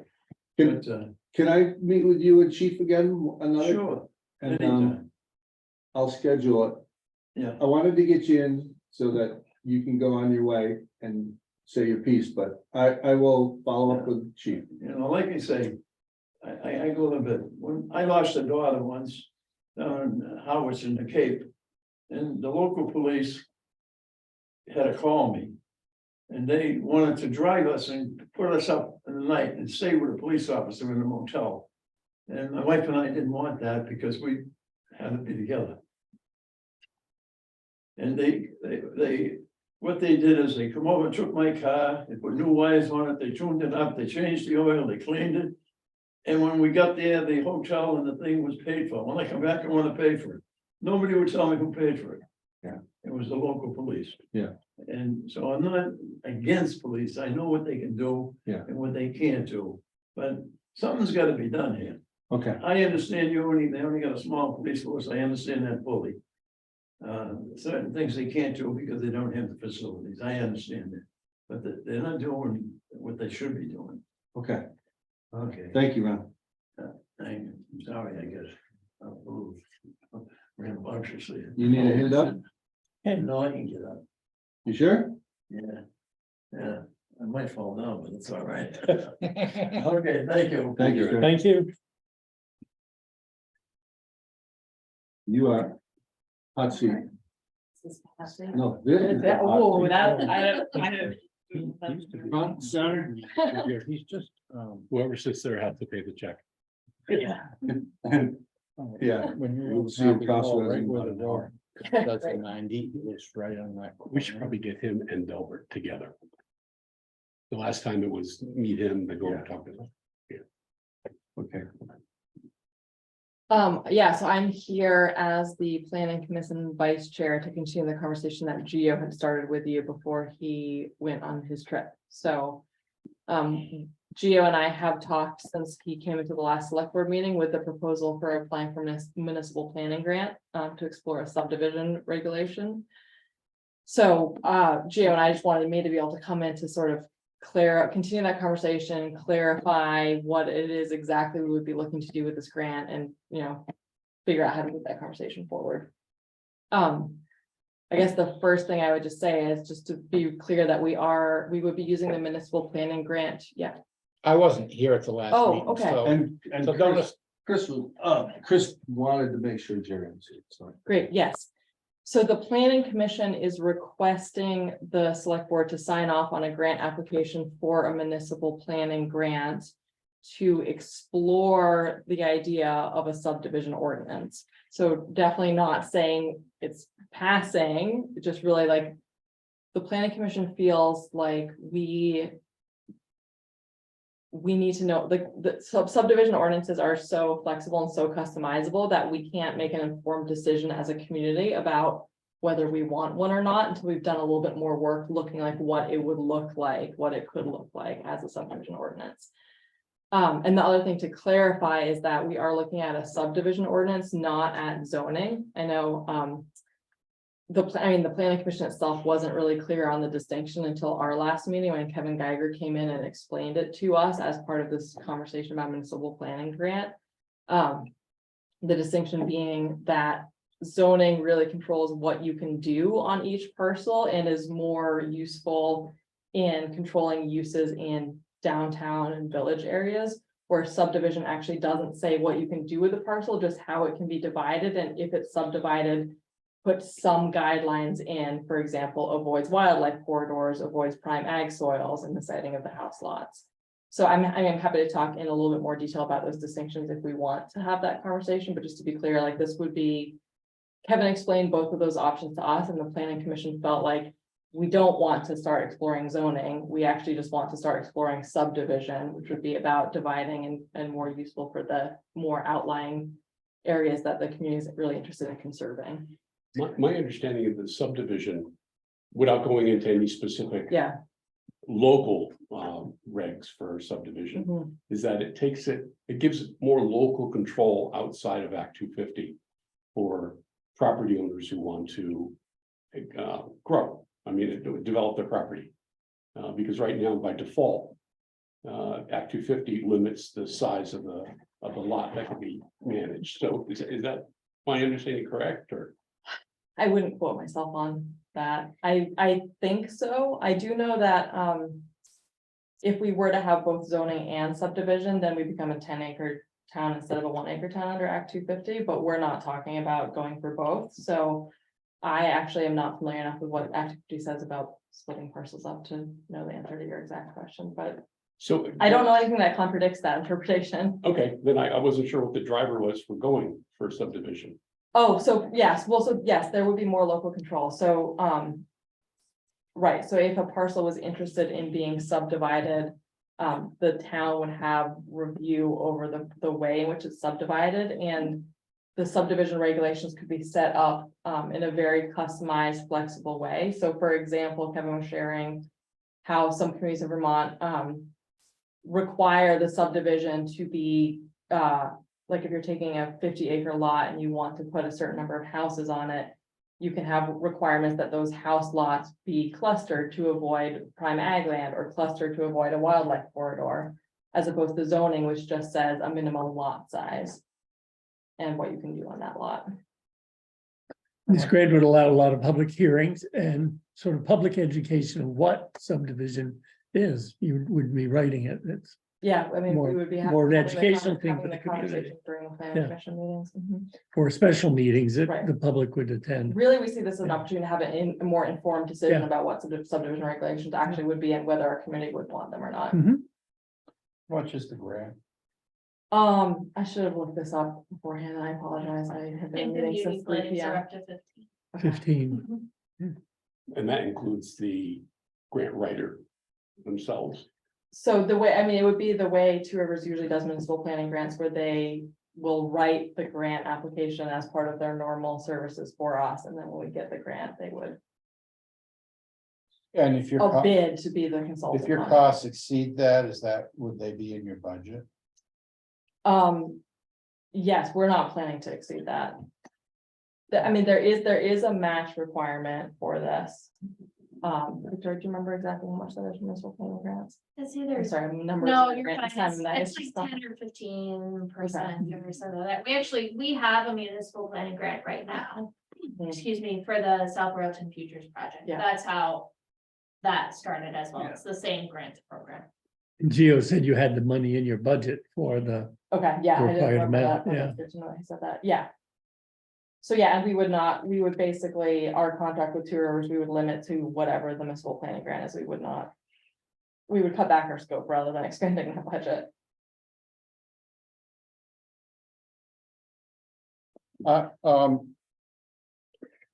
I can be comfortable with it. It's gonna get voted by the town in the end, right? I think it's a good way to get people informed about what planning is, Mhm. what subdivision is, why it isn't zoning. And more allows the visioning process in the town. And it looks like this would be, what, 2024? Before anything went into effect. Well, yeah, I mean, the grant would be happening during 2023, so it wouldn't be voted on to the 2024 meeting, Okay. I believe. If it even was, Right. right? I mean, the public may say, no way. Mhm. So. We would say whether it was. I don't understand what you just said. I mean, after Add the the hearings, they may 2024. find, the public says, we don't want to go that route. And we just drop it. It wouldn't necessarily have to Yeah. go up to the vote, I suppose. When do you need to apply for the grant? November 1st. is the Thank you. grant. It's like right here. It's right here. Do we need to make a motion to support this? Well, no, I guess what I was thinking is, which in some ways backfired, but we kind of had that straw ballot on the ATV as a kind of a bellwether and but we're not gonna have the opportunity to vote between now and November 1st on something. Right, well, This is just a grant to develop the concept, right? And then we put it and on. then it would be an ordinance that the select board would consider or not after the Yeah. grant. Right, and I process. think in a lot of ways, we're trying to avoid what happened with the straw ballot about the ATVs measure, because we're saying, let's do the research on what the details would be before we ask the public to vote on it. Yeah, Well, it's true, the straw ballot got misinterpreted. Just a minute, Jojo. Chris, Yeah, you have so- strong opinions on this. You're on mute, sir. Strong silent. I think. It's an awfully slippery slope. And the people in the area that I talk to me don't want any part of it. But I can say, let's be able to have a logical, informed decision. But pretty much when you approve a grant for something, you're intending on doing it, or you're wasting the state's money. I mean, it's a serious consideration where this may be a tool that we want to use. And is that really our consensus? I'm having, what problem are we solving that can't be solved by good conversations and good old fashioned, discussions that we need to have in ordinance, that we need to make rules. What are we solving? So I totally, Chris, I also believe that there's a lot of people in the town who are vehemently opposed to this. I also hear from a lot of people who would love to consider this. I mean, even at the South Carrollton Futures Community Visit meetings, the first meeting, the word zoning explicitly came up. The second meeting, the word zoning didn't, which was just last night.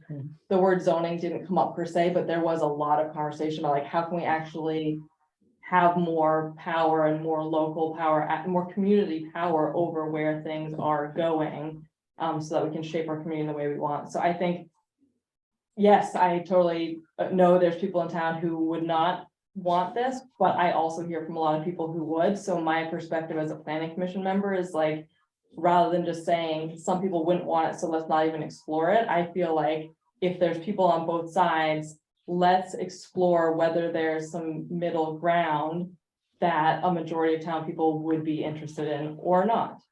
And that's, that's one of the reasons why the planning commission actually is interested in talking about subdivision ordinance instead of zoning. Because it does seem that conversation was very much based on what we've heard as a planning commission and what people might be interested in. And we agree with you, like we haven't heard a lot of people clamoring for zoning that controls what uses and go downtown and what buildings look like in the village center. But what we have heard is community interest in being able to control subdivision in order to preserve our habitat corridors in ag land. Okay, so that's the problem you're solving. You want to control subdivision in habitat corridors on ag land. Is that what we're the goal? I think the goal is that there's a lot of members of the community who would like more community input over where development goes, so that it's not just like a total crapshoot in terms of who buys. I mean, I really appreciate your point about community conversations. I think we need that too, absolutely. But also in our experience as a planning commission, like people don't even always give us all the information on their driveway permits, right? Like those conversations aren't happening. And when they do, it's triggered by there being an ordinance that causes them to happen, right? So a subdivision regulation, and we could craft one that is flexible. That's not saying you can never do this or you always have to do this. We could decide as a community to craft one that goes through a subdivision review process and it's minimize impact on ag soils, but if that ends up being what needs to happen, we can work with you. So in a way, it's almost a way to trigger those conversations so that they actually do happen. I would like to take a question from Jojo. You have a question? Yes, Tim. I wanted actually to go back to some minutes ago when at the beginning of this conversation, Sarah was asked about the figures. And right here in my notepad on October 11th, I can quote you that Geo said the grant would be for $15,000 or under, and the town would be expected to meet a 10% grant. So that just answers one question. Yeah. Thank you. Sorry, I did not bring those numbers in front of me. Thank you. I'm a little, I'm gonna throw a wrench in it. I'm a little with Chris here because when the select board says yes, I don't mind having conversations, but that really gets under my skin to have somebody say I can do this or not do this with my property. I know somebody who's trying to expand, invest heavily into a property, and it's come to a standstill because the planning and the regulations just can't seem to get out of the way, and it's endless. And to a point where they're gonna they said it's not worth it, and they're gonna put us like significantly expand a business on the property, and it wasn't going to impact anybody, but it just froze the whole thing in place. And so all the work that went into it was just like, I don't mind having a conversation. It makes me crazy to because Gio came in here and said, I'm the such and such person for the town of Sharon, and somebody built something in here. Floodplain. And he went in there and told the person, you gotta take it down. It's like, I would never take something down. But just say, sorry. You gotta go. So that's like my redneck part. I'm sorry. You know, if we're going to have an ordinance, if we're going to have, let's be solving a specific problem. Let's just don't have, let's don't have instruments of control when we don't need them. And if it's the consensus of the board that we need more control over subdivisioning development of our ag land, then maybe we should go forward. But I'm having trouble feeling that. But I don't get that sense that this is what the ask is, Chris. I agree with you with what you just said, if that was the issue. I look at this as crafting the problem statement. That they're gonna do some data gathering as part of a municipal planning process and say, these are the things that you should be, small government should be looking at if you're concerned about these things. So it's a quid pro quo, as opposed to, here's what you need to put in an ordinance. All they're doing is gathering data to present back to us to make a decision as to whether or not we want to even proceed with an ordinance. So maybe that was insightful. Can I read back from what I heard, Sarah, to see if that's factual? I'm hearing, we just want to know if, what would be the advantages of having this tool? How would this be better for our town to have this tool? That's all we're trying to answer. Is that, there's not a specific problem. It's a tool. Some towns have it. We want to see if it'd be better for our town to have that tool. And is that what you're answering? So we would be looking at what language could be for an actual ordinance, but the mindset being like, we don't know whether this is an appropriate tool or not. Like, it's so variable. Subdivision regulation or subdivision ordinances are so variable. We don't know whether it would be an appropriate tool or not, until we actually look at some of the real techniques that are involved. For example, when Kevin came to our last planning commission meeting, he shared that most towns in the area that have subdivision regulations have a one freebie, so that anyone can always subdivide any part of their land to give to a family member, for example. Like, there's just so many different tools out there, so many different ways they could be written, that part of the exploration that we need to do as a community to figure out how it could help us is to actually look at some of the real language that could go in a subdivision ordinance. And then have that be voted on as a fully informed decision, rather than voted on as a straw poll where a lot of folks don't even actually understand what they're voting on. I think of it as sort of facilitated public discussion on what subdivision is. Is it beneficial, or is it something we don't want? What are the It's different open- ways it's to craft opening that, up the and how will those discussion. different tools work in our community or not? But only if we decide to take it forward. Yeah, I think what they're gonna do is they're gonna present information to us. Yeah. And we may go, you know what? There's people on both sides of town that don't even want to approach this. If this is all it's gonna do for Yeah. the town. Or we may find out from information that, it could be proactive. yeah, If a David Hall comes into town, that we've got something in place at least that prevents that hysteria. I don't know. I don't know what I don't know. I don't- But me- that's what I'm saying. I look at this as helping me craft the problem Yeah. statement. And say, oh, if you don't do anything, here's what could happen what down could the happen, road. yeah.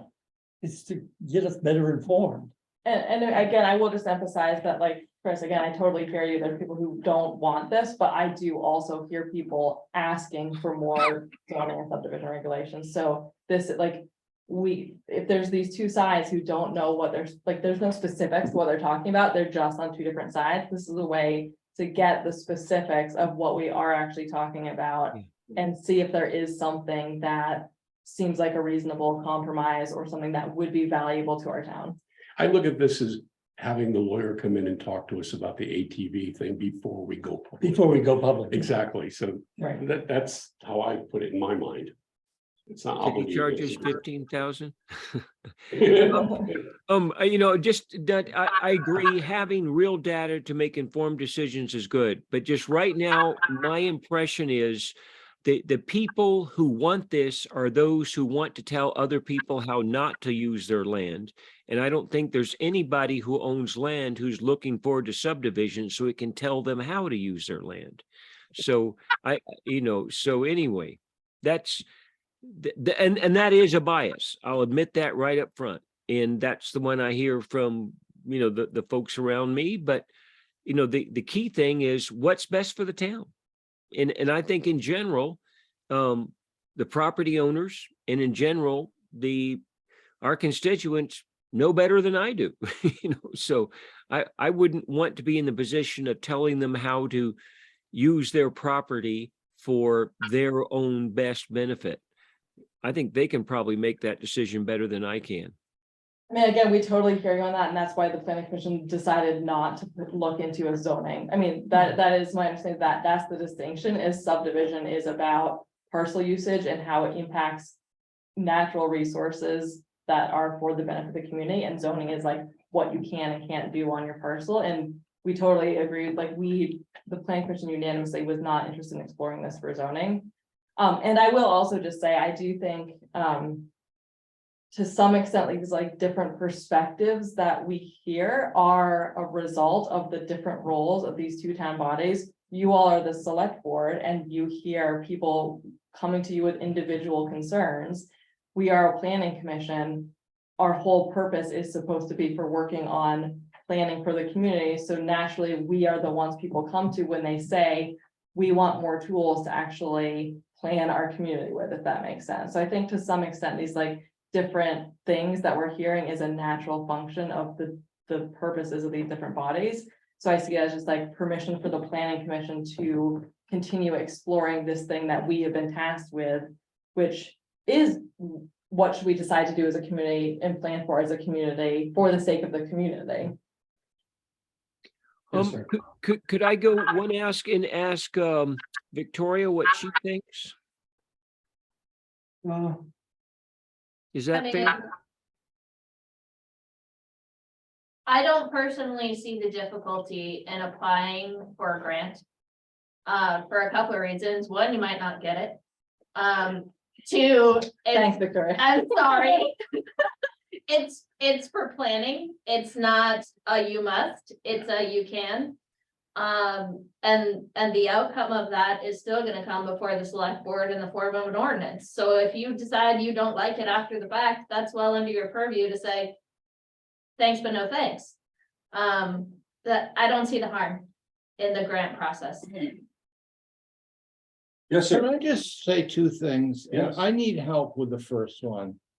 We had a meeting and I don't think Chris was at it. Gio came here and he made some kind of request and we actually You made two encouraged, requests.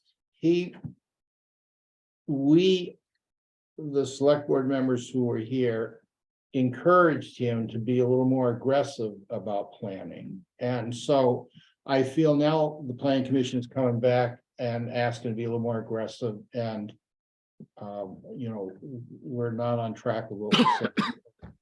The second thing I would say, I made a snarky note on the warrants. We spent $8,100 on traffic control on that underpass for the art project.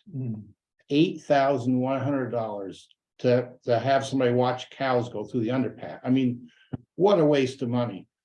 I would rather double it and do some planning than No, you. $1,100 on gas mileage for people. We couldn't find somebody here to pay whatever. Can I 20,000. speak to that? Yeah. So that flagger was actually a railroad flagger. It was not a traffic flagger.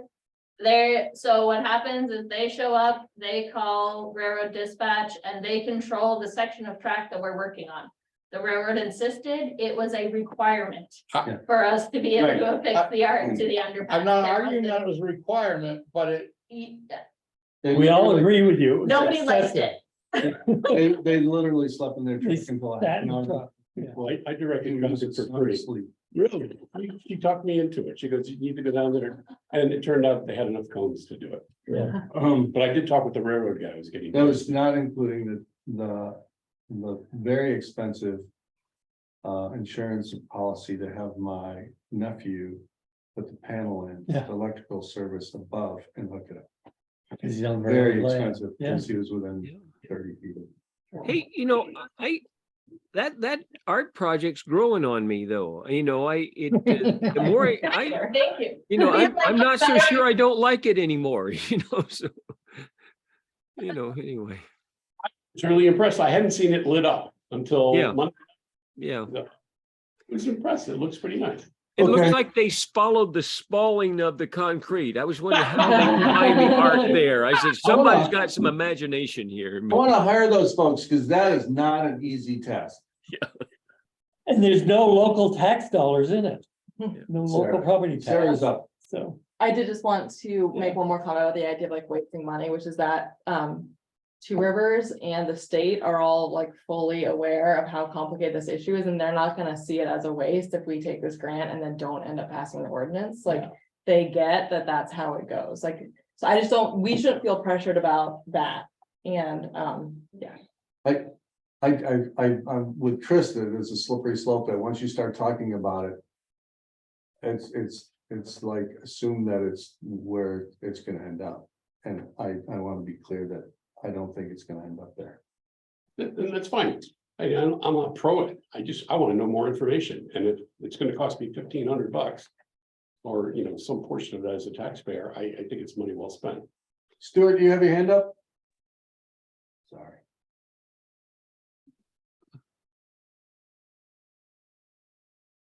Jerry Stuart? does too. Go ahead, Jerry. Mr. Chair, I would move that we grant the planning commission the authority to apply for a planning grant to look at subdivision. I'll second it. Any further discussion? Did Stuart want to say something? Stuart, did you want to say something? You're muted. You're muted, Stuart. Can't hear you. Still nothing. Put it in the chat. Hold up. Yeah. wait. Put it in the chat. Yeah, there you go. Um. There you go.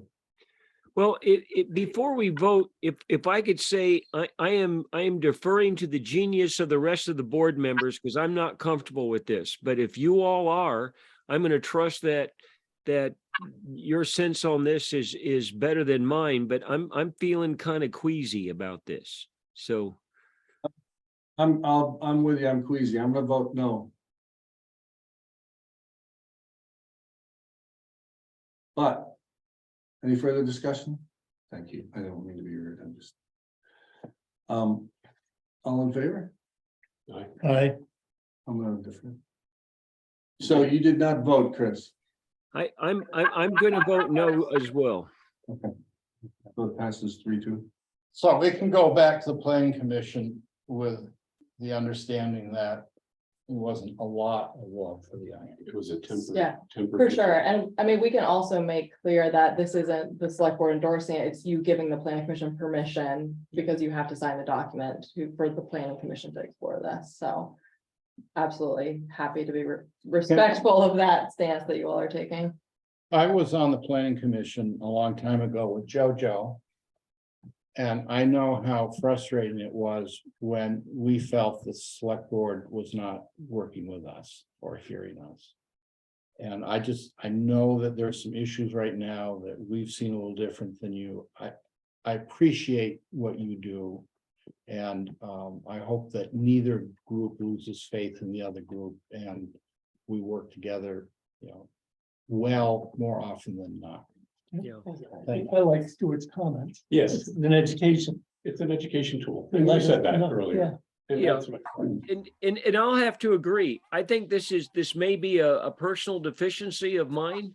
I'm looking forward to being educated, but right now I'm just not there yet. So, and Sarah, you did a great job presenting it.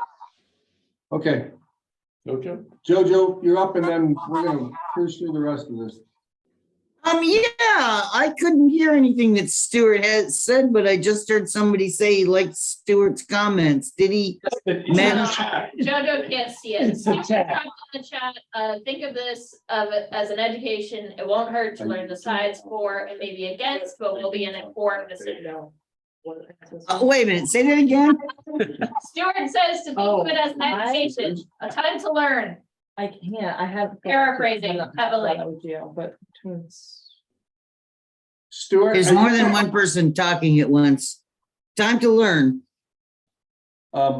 So is there, Stuart, are you here to talk about town plan update? Thank you.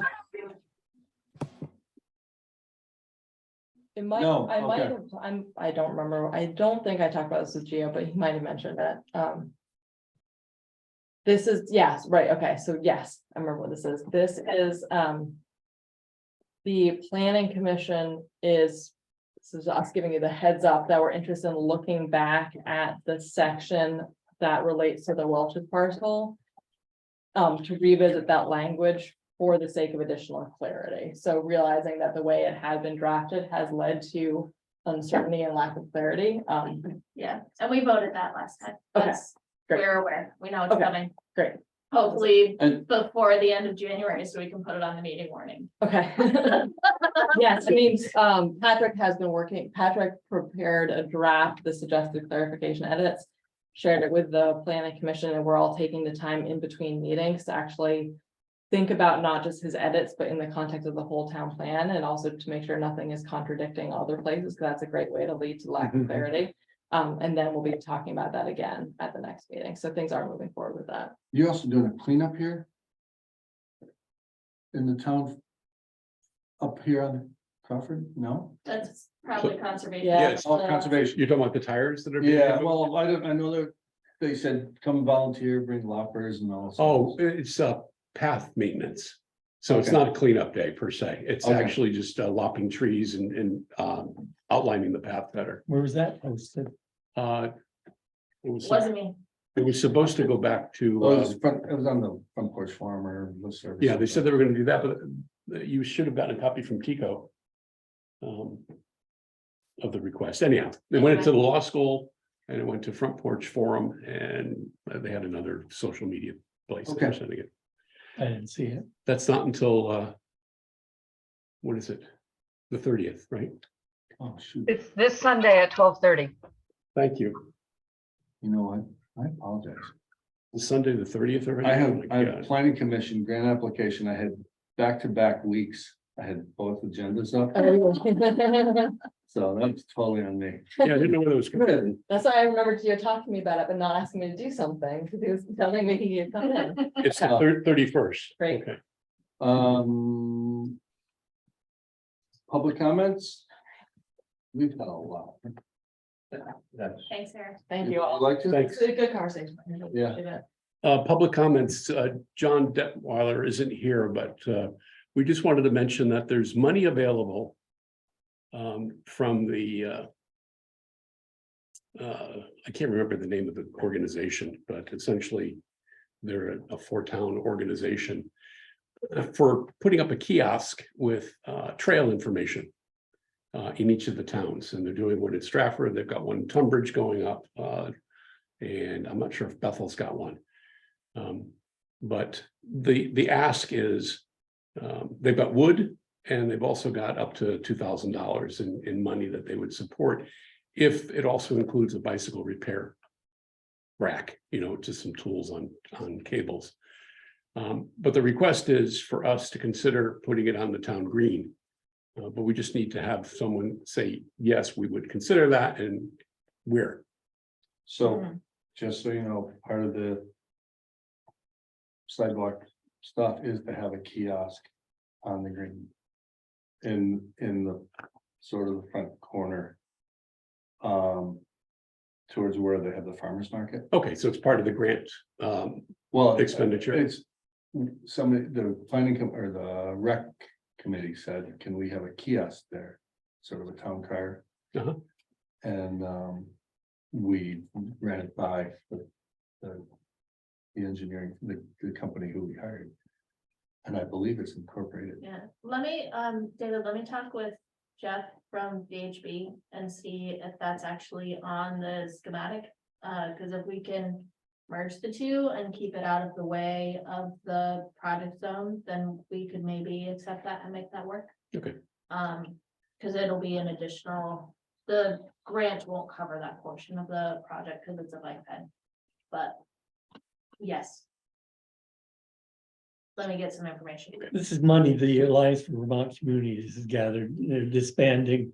AVC, yes, Yeah, that was it. and figuring out where to send money. Okay, And they're logging some locust posts off the Ashley Forest. they've got some locust And- beans And they're already. gonna cut those, so each town gets 2 beams. Yeah. And then a couple of $1,000 for a kiosk. Yeah, what they showed in some Locust? pictures, yeah, is Mm. just a little post and beam thing with a roof on it. So it looks very small, but it blocks it from the direct rain. Locust is pretty interesting stuff to work with. Yeah. And at last night's meeting, one of the things that was brought up was signage of how do you get to Kent's Ledge? Well, the trail discussion actually And prompted this whole These thing. trails are the ones I think we need to focus on. Well, they want to first develop the trails. Yeah. And then GPS them. And then you can actually do a scan code with a connection to the map. And that's the intention. That's what other towns have done. So the Conservation Commission kind of picked it up. It was it John Saka? Is he That's from Michael Seka. Michael Saka? Yeah, was the one who was promoting this. I don't know when the money disappears, but I think we're meeting on November 14th to disperse the money. okay. Peter, you have Yeah. public comment? Yeah, I just would like to encourage you to put the a sort of up or down part of the warning for the town meeting and give the town a chance to vote on it again. And For 18 weeks. do we want access to roads or not? And that way you'd have a fresh opinion after a year of people talking about it and working on it and discussing it. But it just seems that it's a wasted opportunity not to take that time. Say, oh, yes, we're gonna do an ordinance, we gotta do this. You've got a chance to really feel what the people have to say, and I think that most of us realize that last one vote deal was that was, it was just a little, it wasn't on people's radar. We've had a good year of discussion about it, so people are more informed, and I think it'd be a good thing to put it on the warning. Thank you. Anything else? No. If we choose not to do that, not saying we would, isn't there a mechanism for the public to get something on as a warning? Yeah, but I think it just Not leads in that to more case. hassle, more wasted time, essentially. I think that the feelings of the voters would be clear if we gave them. I think it was our intent to have it a town meeting warned item about it. Well, that's great. That's not But my there's not, understanding. so, sorry. Because voting an ordinance and putting an ordinance into place falls under the authority of the select board. The public could not petition to have a yes or no. Should we have an ordinance question on the town meeting ballot? The proper procedure for that would be for the select board to adopt an ordinance, and then the public has the opportunity to petition to vote on the ordinance. That's per statute how that goes. Thanks for the clarification. Thank you. Any other? Mike, do you have a question? Thank you. Thank you. I want to tell you how good the warrants were today. How good were they? They We were- spent $8,100 they were- for a person to sleep. In this truck. Other Of than that, which mileage was, He got out a half an hour before the train showed up to say there's a train coming. where was he Went back. driving from, Washington DC? Connecticut. Court to Good court, Lord. yeah, so Massachusetts, St. Albans, Connecticut, wherever they came from. We paid for it. The railroad that made money on this. Oh, All right. sure. Approve warrants. I think we did. Somebody make a motion to approve them and I would. David will second. Yep. Seconded. All in favor? Aye. Approve the minutes of October 11th. Do I hear a motion to? I was just- Motion to approve. Embarrassingly enough. I'll second it. All right, all in favor? I wasn't here, but. Any other business? Yeah, I wanted to say two quick things. One is, I don't want us to be rude or ungrateful, but the pile of dirt and the stones have been sitting out in the front there for a while. Just winter's coming. And at some point, I would like an agenda item to talk about a rescue squad building, and we would be interested, because I'm on that little building committee now, to know we have locked down a piece of property, and we would like to know that we could lock down a land lease that would go for the term or whatever our mortgage is, Like 100 years? 40 years. I don't know. You should do it higher. It goes by quick. Yeah, well, it won't be my problem. I've been- 40 years or 100 I've years. been, my wife and I've been together 40+ years, so. Yeah. So anyway, sometime we have a soft agenda. Soft and good luck. When's that gonna be? That was this one. That was the best joke I've heard in a long time. I think we had soft agenda until Victoria filled it up.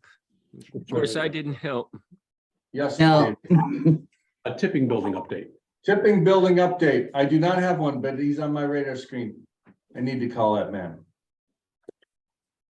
Is that all for tonight? I will have an answer for you at our next meeting a week from today. Tipping building. Yeah, a little shout out to our highway department over here on Broad Brook. They've been doing great work on the Oxbow in Broad Brook. I mean, startlingly good work. Thank you. They also did a great job on Ricks Road and Mill Road. In fact, I stopped Demi and said, I'm gonna take a picture and put this on the cover of Road Beautiful. And I got a chuckle out of him. Did he offer you a cigarette though? He knows better. He used to. Good night, all. He used to get me to smoke every once in a while. Yeah, And those non-filters? yeah, they I should be know. illegal. Yeah, I know. They Not really right are. afterwards. You know, from 40 years ago, I Yeah. found myself wafting back. Demi and I used to smoke together, so he knows I quit. He didn't. Yeah. He started when he was 12. Oh, my goodness. It's a nasty, expensive habit, but boy, it is compelling. Mr. Chair, I move we adjourn. I second that. All in favor, signify by weekend. Good meeting. Earlier than I thought it was gonna be. So I didn't mean to be